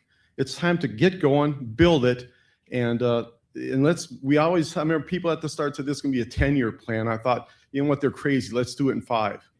But those people were probably right. But let's see if we can do it in 7. Let's get a lot more stuff on this island going up when it's the right people, the people you can trust. I watch a lot of these meetings. I don't come to them. But you watch them and go, God, can we trust that developer? Can we trust that guy? And as an outsider, you go, well, I hope so. I hope we can trust them. And I've seen stuff on those that I know hasn't been followed through. But I do know these ladies, and if I was in that neighborhood, I'd be going, bring it on. And to tie their hands for potential sale with things, it might make you feel real good now, but why tie their hands? If you got a building that's worth a lot of money, someone's not going to come in there and tear it down or change it a lot. They can do it, they have to come here. So that's in place. So give them what they want. They deserve it. They're good people. And Fort Myers Beach is even better. So thank you. Anyone else? Got someone? Albert? Good morning. Albert Jambros, Studio 80 architect, and also 144 Hibiscus, future resident, Fort Myers Beach. Why I got involved, I know we heard a lot of stories as well too. I've shared this with a lot of people as a women's club. My brother-in-law used to live in Hibiscus years ago, have bounced around up and down Fort Myers Beach. We've grown up in Fort Myers Beach with our kids right now as well, who are 9 and 10. After the hurricane, after all lost efforts with FEMA, Red Cross, and everything, he lost 100% of the stuff that he had. I'd say probably 99 in reality, but a lot of stuff he left, he was wearing basically. The only organization that stepped up and delivered immediately was the Women's Club. Before that, I heard of their name. I did not know how much they did, but that one little gesture told me that if they ever needed help, I'm going to step up. My wife's on Facebook all the time. She pointed out the Facebook post of Mary asking for anyone knows an architect. Because my wife comes to me and says they need help. I'm on it. Call her up. Fast forward to July of 2023. I know we need a planner. We know we need a civil engineer because of all the land development things, development order things we have to go through. So you got me covered to build, and we need someone. Bring Jim Inc. I've known Jim Inc. for a long time. We didn't just meet each other just after the hurricane. Jim's a neighbor of mine where I live in Fort Myers. I also told him, you're going to become along with the ride because you're also not going to make any money. We've donated 1,000 times worth of that $500 gift card and still are. The meeting with Cole and all the subcontractors that I know as well too, that I realize we have a lot of the same subcontractor we use off island as well. For them to donate money for something they're just hearing about is only important to let them know how much we've committed. We're on their board. It's time to build their house. My brother-in-law finally got their house and back in order and got his feet in the door, but it's not a day that he comes on Fort Myers Beach and runs up and down the miles, a marathoner and an Ironman who doesn't really still shed a tear. This is not just his house. This is the community's house. We feel as though this needs to be moving forward. We cannot move backwards. I know some of you have had conversations in the past with other projects where we go forward, and we're then told all of a sudden, you got to do this instead. We cannot do that. It has to be moving forward. What we applied for, this is just the right thing to do for the community, and not just the community, for everyone else around Southwest Florida that benefited with their help and all the donations they do and continue to do. And I can guarantee if another hurricane comes, they will drop this project to immediately do what they need to do to help the community again, and then go back to the project. Thank you for your time. Thank you, Albert. Anyone else? Can't see around the poll. Don't see any hands. All right, with that, we will close public comment. Rebuttals. Jim, would you like to come back up? He's moving.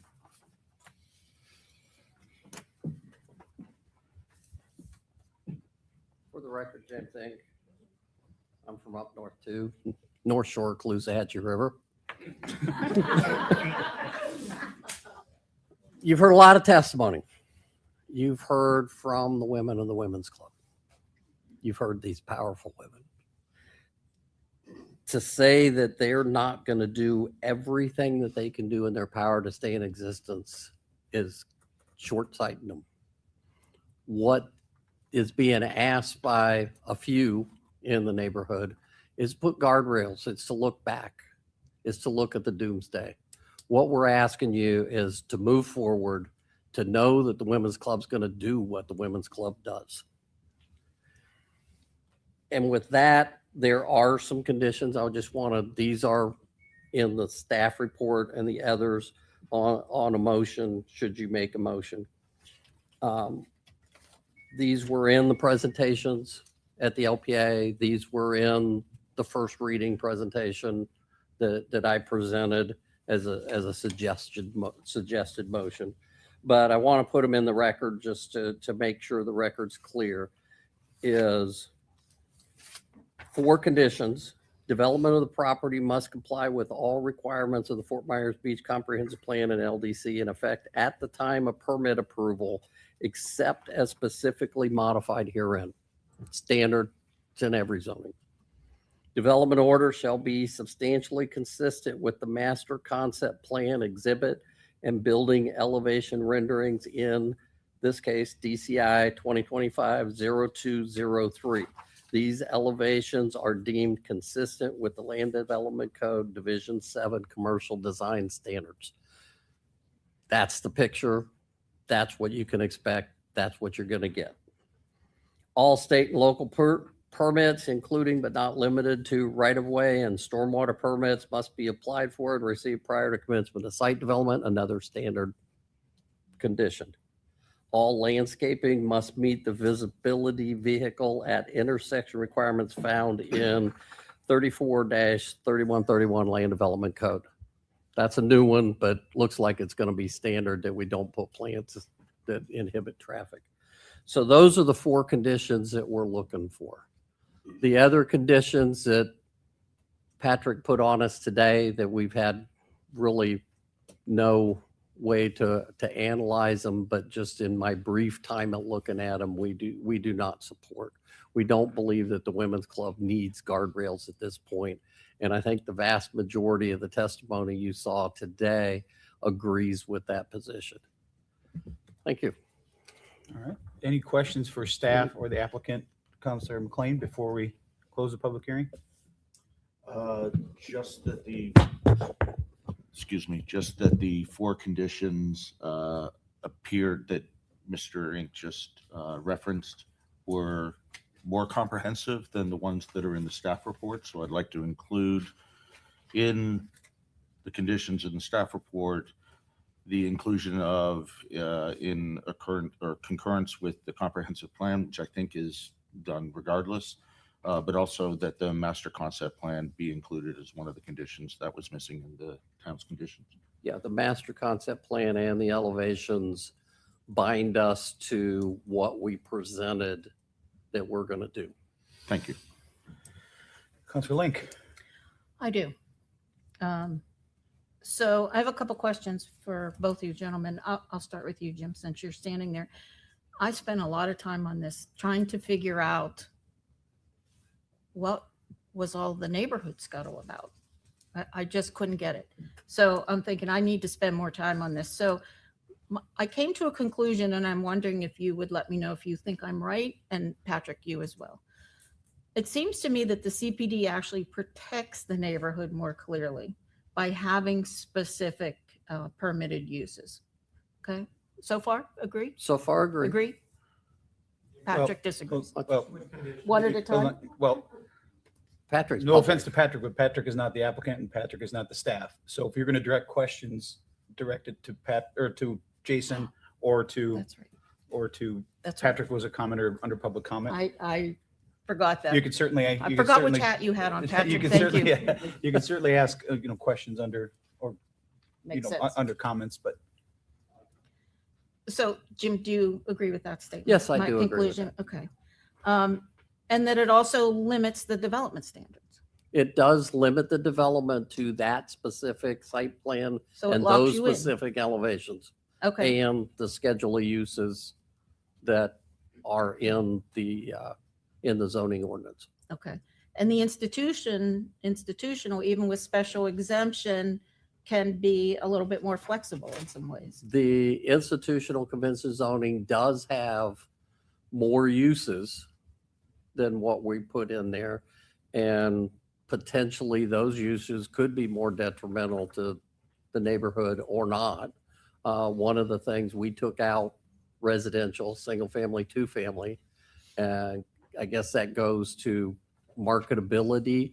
We took that out because we didn't see that coming in exchange for membership organization, because the club and any organization, they have to protect the value of what they have. So by adding membership organization and deleting residential, we feel that the actual value of the property remains the same. Okay. So I would think that perhaps if Patrick were in your shoes, he would propose exactly as you're proposing. I can't speak to that. And that's just a conclusion that I've had. I'm not sure if it's accurate or not, but I also respect, Patrick's position and whether he represents someone interested or not, or may represent a developer. I think that puts into question some of the scenarios that we're seeing here. I will leave it at that. But thank you. I just wanted to see that clarification. So just to be clear one more time, institutional with special exceptions means go back to start all over again, right? Go back to go. It's a big delaying tactic. Okay. We would have to restart, go back through the LPA, go back. So we're 6, 8, 9, 10 months step back down the road to be right back where we are. Gotcha. Thank you. That's it. Thanks, Mayor. Councilor King, any questions for either? For staff, the staff report talks about neighborhood compatibility. The last sentence is the rebuilt, I think it should be rebuilt, but of the Women's Club is not likely to have an adverse impact on the neighborhood. What was that based on? I believe that's a statement based on it was there and had a similar use there before, is what it sounded like. I didn't write that staff report, but that's what a typical you would say, because if the similar use was there and it's being reused and rebuilt, then, and there's also it's a small building, right? It's not 3 or 4 stories tall. It doesn't have an impact on adjacent properties for that purposes. Right. It's pretty small scale. Is that it? Yeah. Vice Mayor Safford, any questions? I do not have any either. Okay. Thank you. Thank you. All right. I will now close the public hearing and request a discussion or a motion from town council to approve with conditions, deny with reasons, or a continuance to a time certain.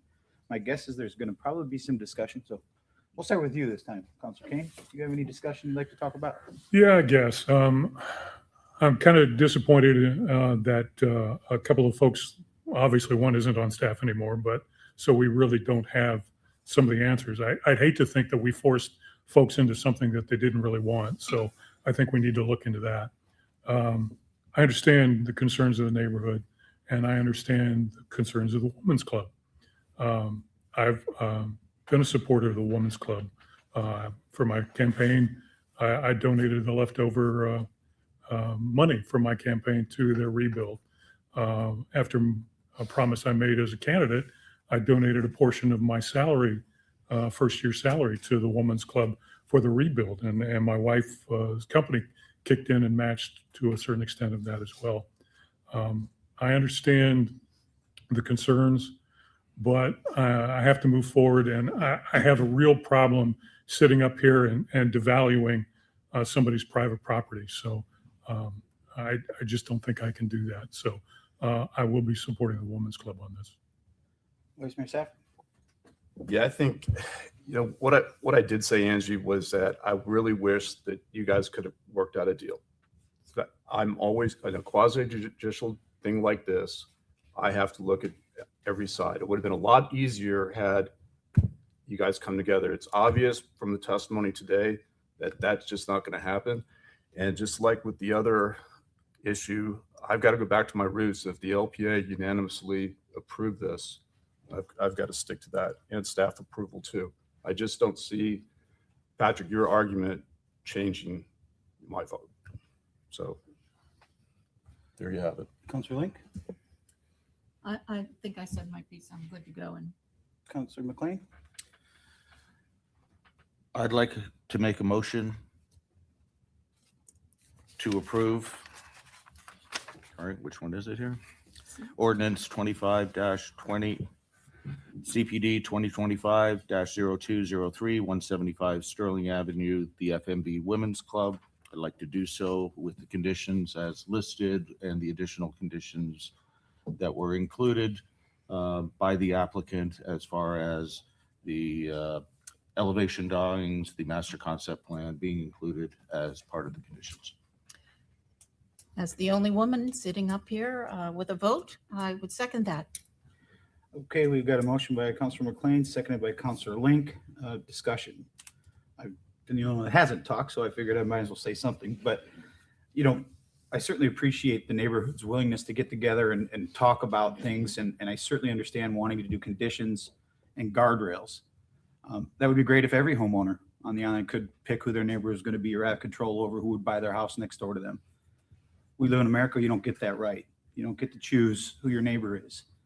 These conditions, although I understand them, to me, if I just go through them, the first one, would it be a hindrance on them to start all over through the special exception process? To me, that would be a significant hindrance. We've talked up here many, many times about wanting to continue to move forward, not take steps back, like were brought up by Mr. Ambrose. And unfortunately, sometimes that happens and it has to happen. But in this case, that option to me would move them backwards. The second one about adding the non-for-profits, to me, that screams of a taking. And I'm not a lawyer. I would not say it does or doesn't, but to me, that would set us up potentially for something that none of us would want. And the third one, again, is it just comes down to, like I said before, you can't protect your neighbors. And I think to say something to Patrick, you know, you said that I think their 501c status does define who they have to be. It's very strict as to what they can do and what they can't do. If someone does come in, I mean, you have 2 commercial properties that are adjacent to that are also in your neighborhood that could be doing things that you guys said you didn't want to do. You know,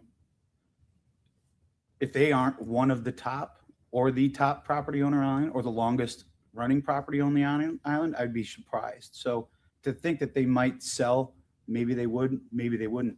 Maybe you neighbors would sell your house. I think you would want the person that moves in next door to have the integrity that the Women's Club has had for over 70 years. So with that, I will support the motion that has been raised with the conditions laid out by the staff. And I think there was one additional one that John, that you had mentioned that Jim had said in there that you would support. So with that, we've got a motion. I Yes, just sir. want to More make discussion? sure, Yeah. I just want to make sure that we've got the consumption on premise for the entire property. Oh, absolutely, including the full property, including the parking lot. Okay. If there's somebody going to cover consumption, it's going to be you, Scott. Wow. It was my idea. Wow. So Nancy, if you wouldn't mind, would you read into record again, just for clarity, so that when this goes forward, if it gets approved, it's very clear to the staff as to what's going to be in the final. Okay, I will give it my best shot. The conditions that were identified by Mr. Inc., there was a slight modification of the wording, but I don't think it was really substantive, other than the additional one, which again, I don't think staff had any concerns with. As far as the uses, I do not believe that there was any deviation from that. Let me find them. Page 88. Well, not 88. They're actually listed on the drawing. 94 is in my packet as the conditions of approval. I've got them on 85. A membership organization is the principal use, the administrative offices, the on-premise consumption of alcoholic beverages, an ATM, temporary uses, and commercial accessory uses. And that is also contingent on the design that is attached as Exhibit C. So you have the Exhibit A, which is the master concept plan. You have Exhibit B, which is the schedule of uses. C, the architectural rendering. And D, the conditions for approval. Okay. We've got a motion by Councilor McLean, a second by Councilor Link. If there's no further discussion, Councilor McLean. Just a couple of quick ahead. things. One, humorous. I'll paraphrase Lyle Lovett. That's right, you're not from Iowa, but Iowa wants you anyway. But also, I'm sad that this has gotten so contentious and so personal, and hopefully that seems to be the status of the island lately and society in general. So I hope we can move forward in better surroundings, better feelings. Thank you. Okay. Counselor McLean? Aye. Counselor Link? Aye. Counselor King? Aye. Vice Mayor Safford? Aye. And I'm an aye as well. That motion carries unanimously. Congratulations. All right. Does anyone need a comfort break before we move on to the next one? I'd like to at least fill up my water. Okay. Yeah, we'll take a 15-minute break. 15 minutes.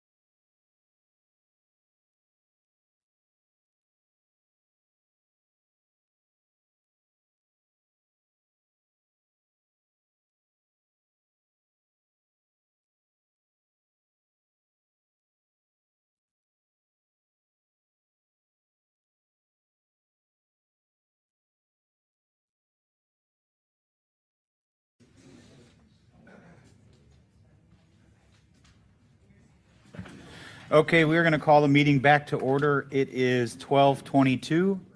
Our last public hearing is a legislative agenda and second reading of an ordinance of the town of Fort Myers Beach, Florida, amending Division 1, purchasing of goods and services, policies and procedures of Article 5, Finance of the town of Fort Myers Beach Code of Ordinances to 1, clarify and streamline existing regulations and procedures, 2, incorporate by reference statutory mandatory terms and conditions and the state and federal grant requirements, and 3, implement recommendations provided to the town based on the disaster readiness assessment prepared by the Florida Division of Emergency Management, providing for a conflict of law, scrivener's errors, and severability, and providing for an effective date. Will? Thank you, Mr. Mayor. I would just ask that I have Jason Freeman here, and Joe Onsick is out right now, but I know you did have a chance to ask Joe questions last time this came before council, but Jason is prepared to answer any further questions council might have on this. Councilor King, any further questions for Jason? Nothing. Vice Mayor Safford? Nothing. Councilor Link? Nothing. Councilor McLean? I'm good. I'm good as well. Glad you got up and moved. Public comment. Is there anyone here to speak at public comment? All right, we'll close public comment.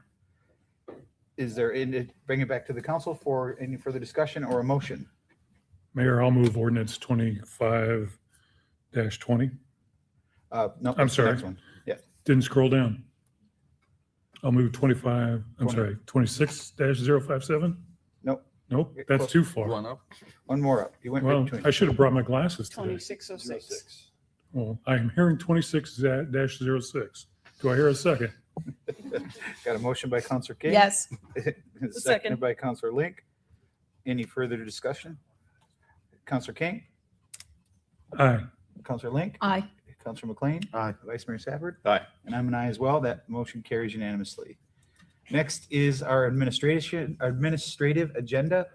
This is a resolution of the Town Council of the Town of Fort Myers Beach, Florida, approving a commercial lease with FMB Matanzas LLC for dock space, upland restroom facilities, and office space for the Matanzas Pass Mooring Field Neighborhood Services operation, authorizing the mayor to execute the commercial lease on behalf of the town and providing for an effective date. Will? Yes, Mr. Mayor, I have Curtis here who will step up and answer detailed questions and tell you a little bit more about this. But first, I'd like to commend Curtis and thank the Matanzas group for working together on this effort for us. We've been talking a while, and I know long before I got here to get our team out of the trailer and into a hard site, a little bit better for the staff, but also better for patrons of our mooring field. And this is a great agreement that allows us to do that and keep the other great services that we provide at the mooring field as well. So, Curtis, do you have anything to add to that? But sorry, I'm for the record, I'm a Curtis Ludwig, harbor master for the town. I'm excited to say I think this new contract in this office space will definitely help the mooring field. It'll allow us to be able to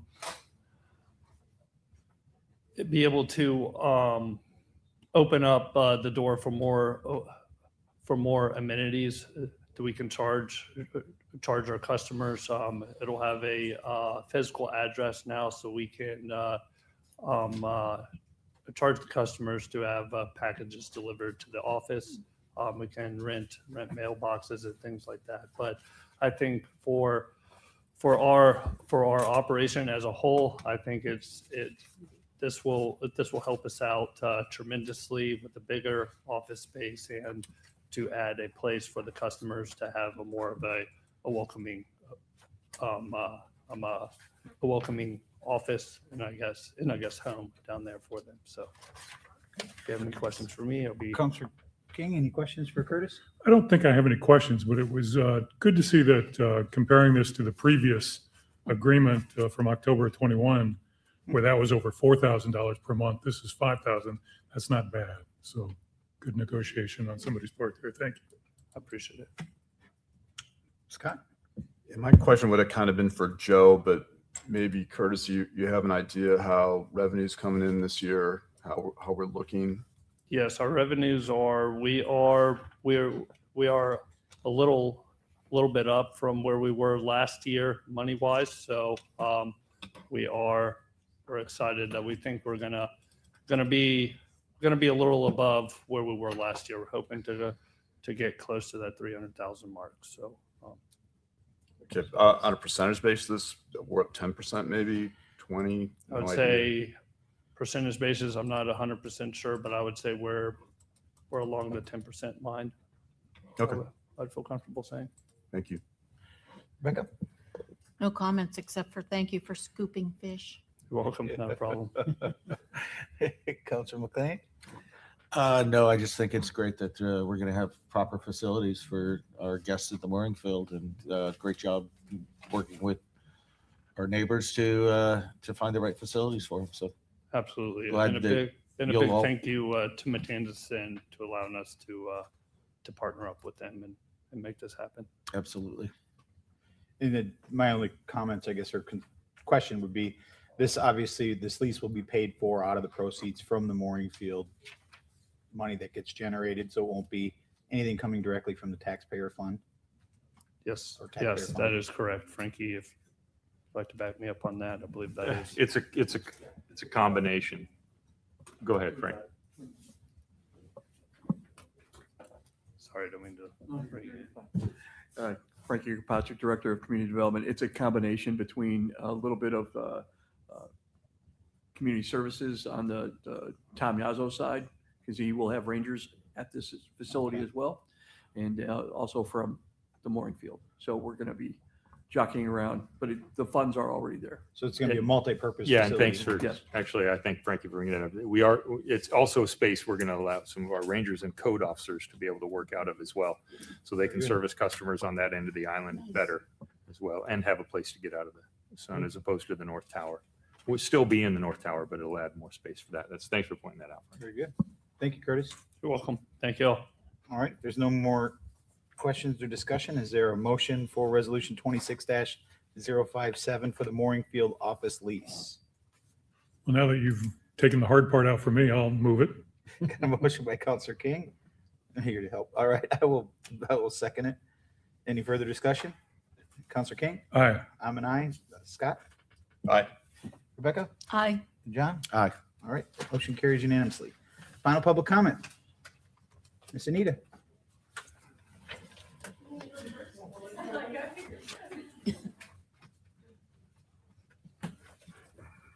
Told Patrick what I was going to speak about, and he said, "Should I stay?" And I said, "Oh, sure."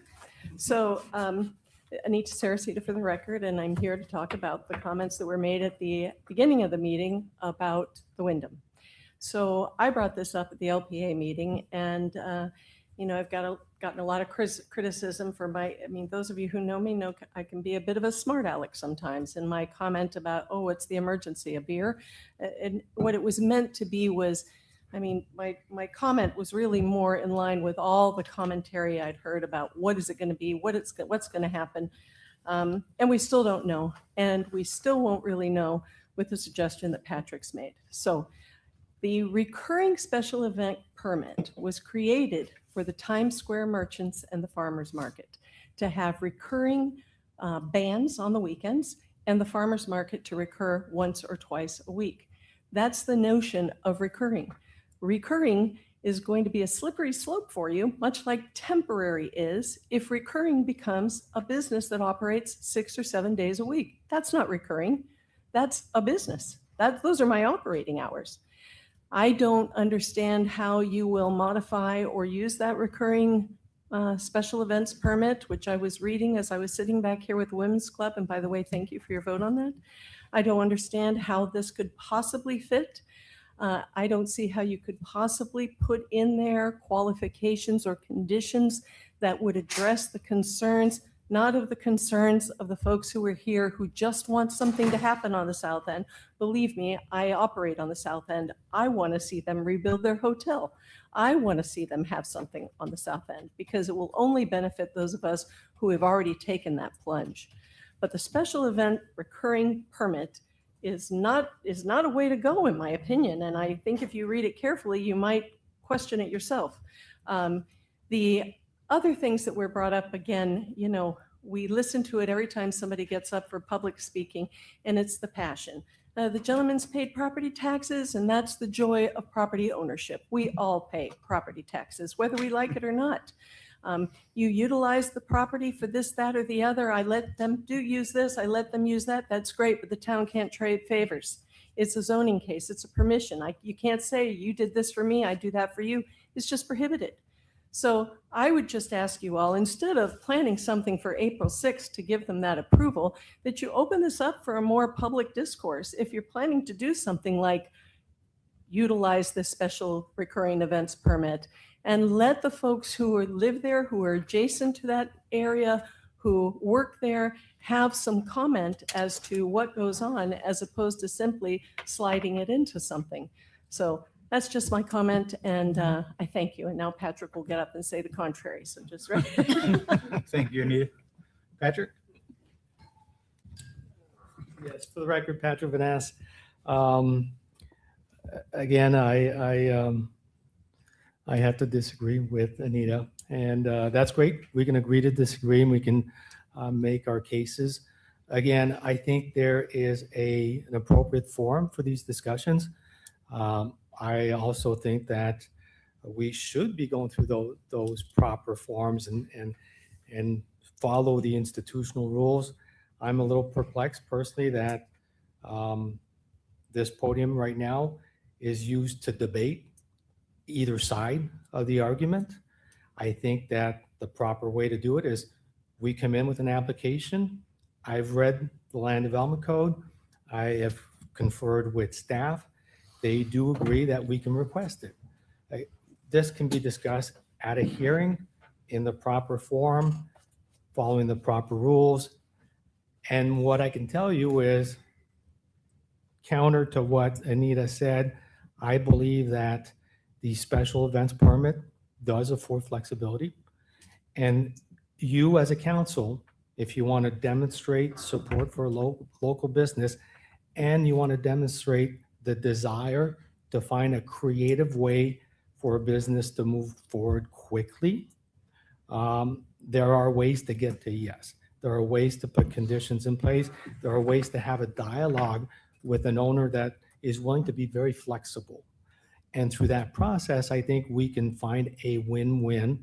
Again, we don't expect that whatever the applicant asks for, it'll just be handed to them. We understand that there's going to be a dialogue and that there are conditions that will have to be placed on that approval. And again, we don't know if we're going to get an approval, but we are more than happy to come through this process and have that dialogue in this forum. Thank you. Thank you, Patrick. No one else here, so we'll close public comment and move on to town manager's items. Thank you, Mr. Mayor. First, update on strategic planning session, and I'll let Tracy update the council on where we're going with that. Thank you, Will. We've been working as a staff, as a leadership team, to finalize some of our objectives, key actions, measurable KPIs to submit to USF, to Angela Christ, and the Daily Institute for consideration. We are in draft form with that right now, a working draft that Angela is crafting and wordsmithing to better meet the expectations that council had outlined at our last workshop, or M&P meeting, I should say. And so we will have something to present to you on Thursday, May 7th. Very good. Thank Questions you. for? Any questions? Pretty self-explanatory. And we will obviously publish that for public comment and for your review well before May 7th. No, Did I before say a then. different day? No. Oh, Sure. okay. Yeah, May 7th. The only other thing, Mr. Mayor, is that, at the request and suggestion of more than one of the council members, we did review the Lowe's community grants opportunity that came out, and we've settled on one. We will move forward with requesting with Lowe's, and just we had a few ideas, but in order to get it by the deadline, this was the best one. And thank you, Councilor Link, for assisting the staff with our final submission. Really, what it's going to be for is for ask for assistance in constructing an elevated storm resilient recovery operations base is what we're calling it. Basically where we currently do our, or have our PW vehicles parked, as well as code and ranger vehicles every once in a while, and some storage over there near the Old Town Hall property. Right now it's uncovered, it's open to the elements. It's not ideal. I've frequently talked with the staff about having a covered, protected space in there. They agree. We'd also like it to be able to do maintenance on our vehicles in that location, and potentially some office space down there. So we're going to be submitting for the Lowe's grant on that. We think it'll be approximately around a $500,000 project or so. So we'll keep the council updated as we move forward in that application process. Any questions? No, I think it's a good project to submit. Okay, thank you. That's all I have. All right. Town attorney items. I'd like the opportunity, I'll work with the town manager regarding the special event issue. I have not had the chance to look at your code and what the requirements are and the comments that were made. Okay. Town council member items. Go ahead. Councilmember McLean.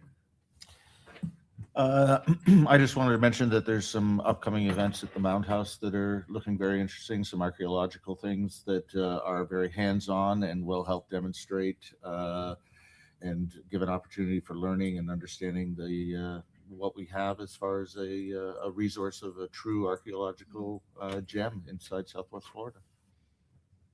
Okay. Councilor Link.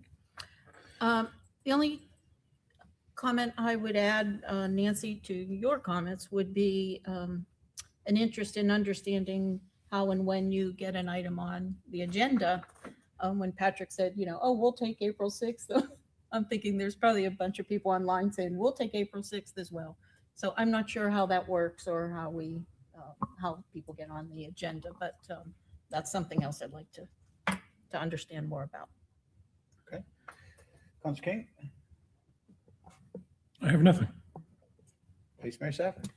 I have two items. I guess there was an email this morning that there was a gentleman not very happy that he didn't know about the bridges being closed the last 2 weekends. And he had asked if we could possibly, in our town emails, I know it's code red, that really doesn't fall under but perhaps we could look into when there's a major closure like that, to possibly push that information out. I don't know how the guy didn't know that the bridges were closed, but Well, he also said Estero Boulevard in his email. I'm sorry, the bridge was closed on the first one, and Estero Boulevard was closed for the parade. The parade. So, Thank you. I'm confident notifications were made. It's, unfortunate we are getting some feedback that some didn't get those notifications. I'm going to review the processes to make sure that we continue to improve as is always my goal, continue to improve and address any of those concerns. If there's any gaps or anything that we missed, I assure you that we will address those. okay. And then the second thing. I did see notification on some of the local news stations that it was happening. So Yeah, it seems like the times are always not correct. Some Yeah. says 8, some says 8:30, 9. We yeah, all know it's 8:45, 15 minutes before the parade starts, but we don't. I mean, it's just consistent. And I'm not sure that road sign was updated from Shrimp Shrimp Fest to the parade, because it kept talking about the Shrimp Fest closure of the bridge. It didn't reflect the closure of Estero Boulevard for the St. Patty's Day parade. That's likely correct. Not that we don't have some responsibility, but I will tell you that those road signs aren't necessarily the town's road signs. Sometimes those are by the organization that is running the event. But regardless, we will make sure that the town is putting out the most accurate information in a timely manner as possible. And okay, thank you. And then the second is with Burt's Bar or the Wyndham property. I had thought that, I mean, we've had M&P meetings, we've had discussions. I thought that we were all in agreement that if a business, And I know about the old temporary use, and I understand all that, but I thought going forward, if somebody decides that, hey, I'm going to build a restaurant, once he submits those plans, we'd let him have a food truck. And then once his property started the construction, we were going to create a path where they could move next door to create revenue, to create buzz for the commercial enterprise, whatever. And I thought that with this, if they're submitting their plans, that I thought we were all in agreement that we had a path forward for this situation. Well, I think that's where I think some of the confusion has happened. So, and if we don't have a path forward, can we discuss an M&P meeting to have a process to get these businesses up and running? Because I understand that we don't want trailers all over the place, but if somebody's going to invest in a multi-million-dollar building, I mean, just like we did with the Whale, we let them go down, operate out of Sandy Bottoms. I think the more business on the island, the better it is for us. With not just to open a food truck, but if you actually have you've submitted your plans, it looks like you're moving forward. I thought we were in agreement that we'd help these guys kickstart their businesses. well, I thought we were very clear about not issuing any new temporary use permits. I mean, that was very clear in the resolution, but to your point, I think what we had discussions about is if someone was going through the development order process and they were approved for their development order, that we would then look at allow them to set up while they're going through the designing. Once they get the approval that they're going to move forward, that they could potentially do something, but it would require them to come back before council to be able to do that. There wouldn't be a path around to be able to do that. It would be, and the reason was, I remember this very distinctly, the discussion was because it's easy to submit for a development order. We've seen property owners on the island that have done that, and then they do nothing with it. Yeah. And then if you now let them set up and they do nothing with the development order, we get in a situation where we're in now with another property owner where it could get extended forever through litigation. And I think that's what, at least that was my understanding of the council discussion of trying to, at the end of the day, this property owner has had 3 years to be able to get a temporary use permit. And for whatever reason, they have chosen not to. And I think, it's great that they were helpful to the town, and we were certainly thankful for it. And I think all of us want to see them do something on the south end and do it quickly. And I think staff has said it publicly, and I certainly don't want to speak for Will or staff, but they will do what they can to help them get through the process. But I think it's a very slippery stroke to try to fast track someone onto a next meeting over something that doesn't have the chance to go through. I mean, I don't know that we would do that for anybody else. And if we start changing the way we do this, the point of this whole thing was to give staff clear direction as to what process to follow. So everybody knew what the process was. There was no way of going around it. Unless you wanted to bring it back to council or a council member wanted to bring it up at an M&P and discuss, do we want to change the resolution? I think there's a path, but I don't know that a special events permit is. Maybe it is. I don't know either, Dan. But what I'd like to do, at least if we can get it on the next M&P meeting, so we can have a good discussion and get the public involved. Because I hate when people say they're going to have a business and they just throw a piece, napkin, something written on a napkin, and they think that's a development agreement. But I think when people truly want to invest in the island and get a going concern going in brick and mortar, that we have a path to where they can make some money and operate and, help them. Yeah, well, I would be in support of having them at the next M&P meeting to give us an update of where they are at as far as their permits and their infrastructure, where they're at in the development order, and is there a path? How close are they to finishing up? Because anything we do temporary, we all know based on the resolution is going to be sunsetted on the June 1st of next year. So even if they were able to get a temporary use permit in June of next year, they're done anyway, unless the council decides to change that end date. But we're 5 years past, in June 1st of next year, we'll be almost 5 years past the storm. You've said it many times, we got to get going. We got to get going. Well, no, I agree. And people have spent a lot of money to go through the CPD process to have something similar to what's being proposed down there. And I don't think it's the right thing to allow someone to fast track around that. I'm not saying fast track. I think we should just all be on the same page, and these are the steps you take. So Are they not clear? What page? Go ahead. Are they? Again, my understanding, again, I could be wrong. My understanding was that if you're going to have if you submit all your stuff and you're on that path to creating a brick and mortar, that we would allow you to open a going concern on that property until all the final paperwork gets through. And then once you put a shovel in the ground, you're able to move next door or just a little ways down. So you can be a business. And I disagree with that.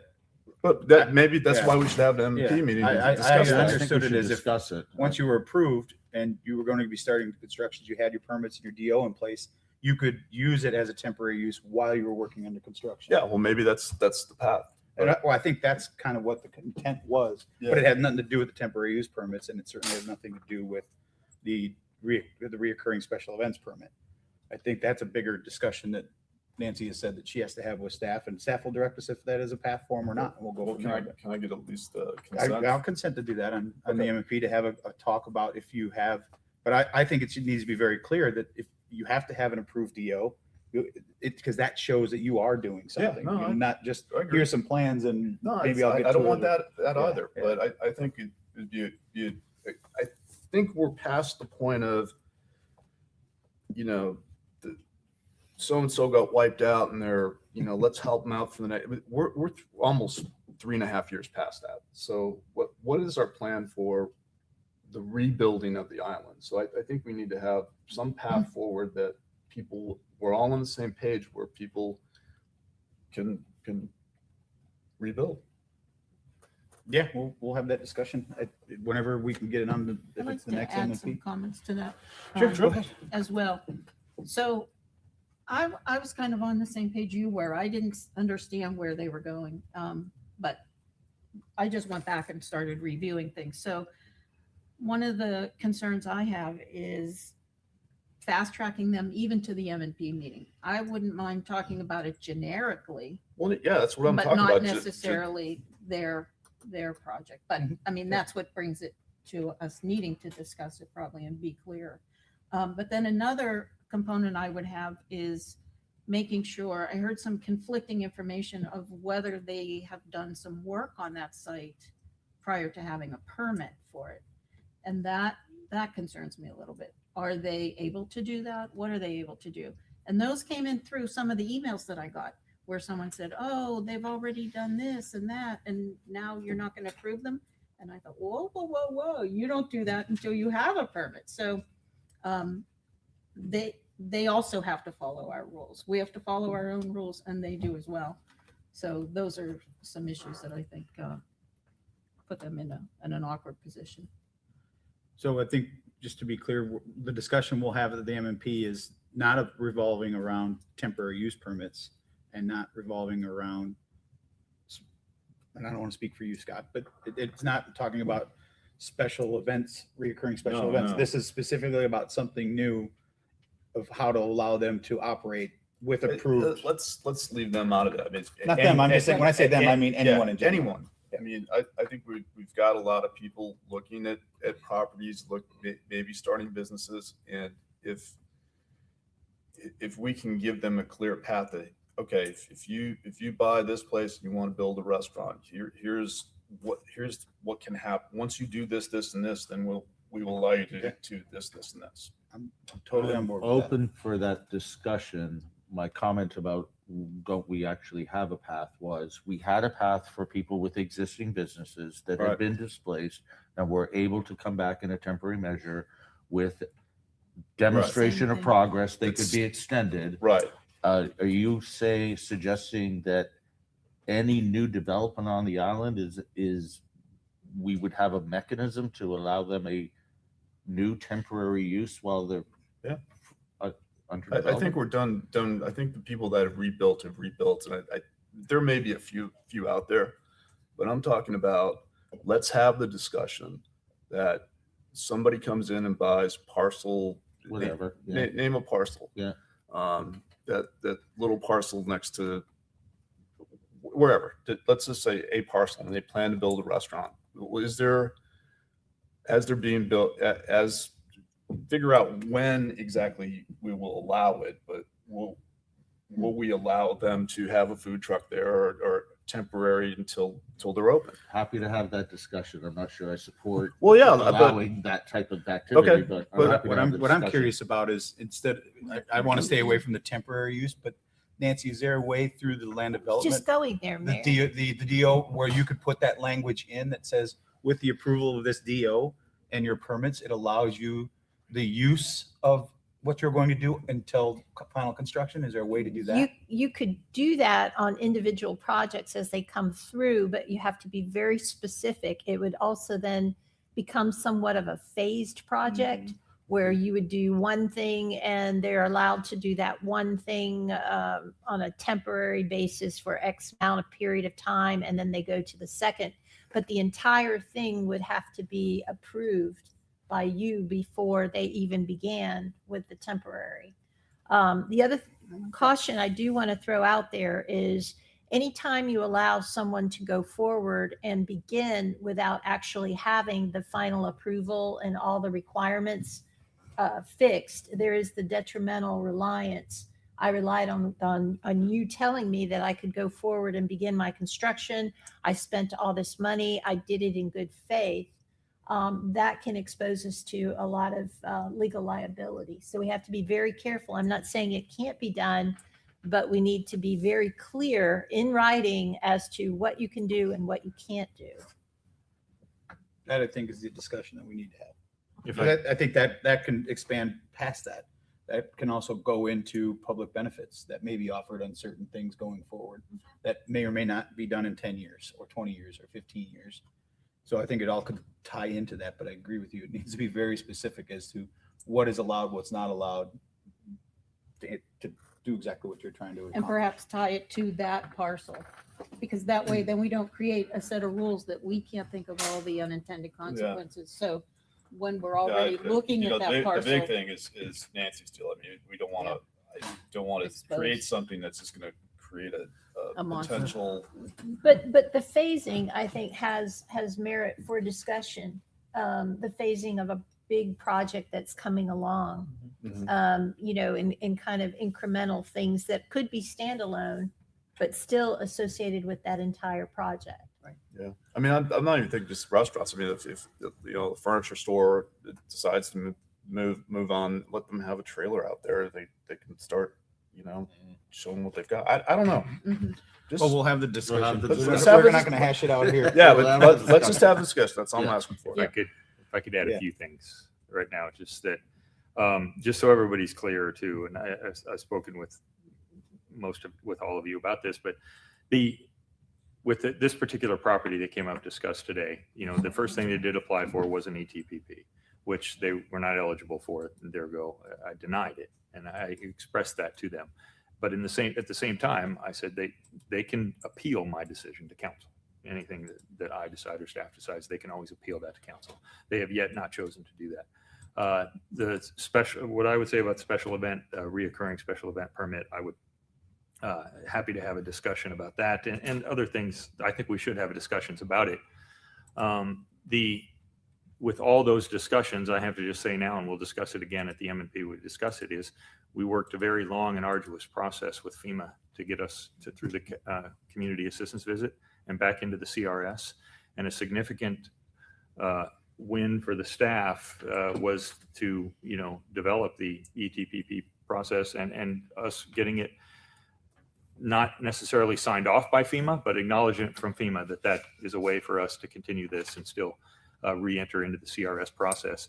Anything we do with regards to temporary use permits or temporary structures could potentially, go against a lot of what we've worked at so hard for. I would just caution everybody on that here. And not that I don't think we should have the discussion. I think it's always good to have the discussions because we can maybe find some ways. I think I have expressed to this particular developer and planners, and the staff has expressed to them that there are paths.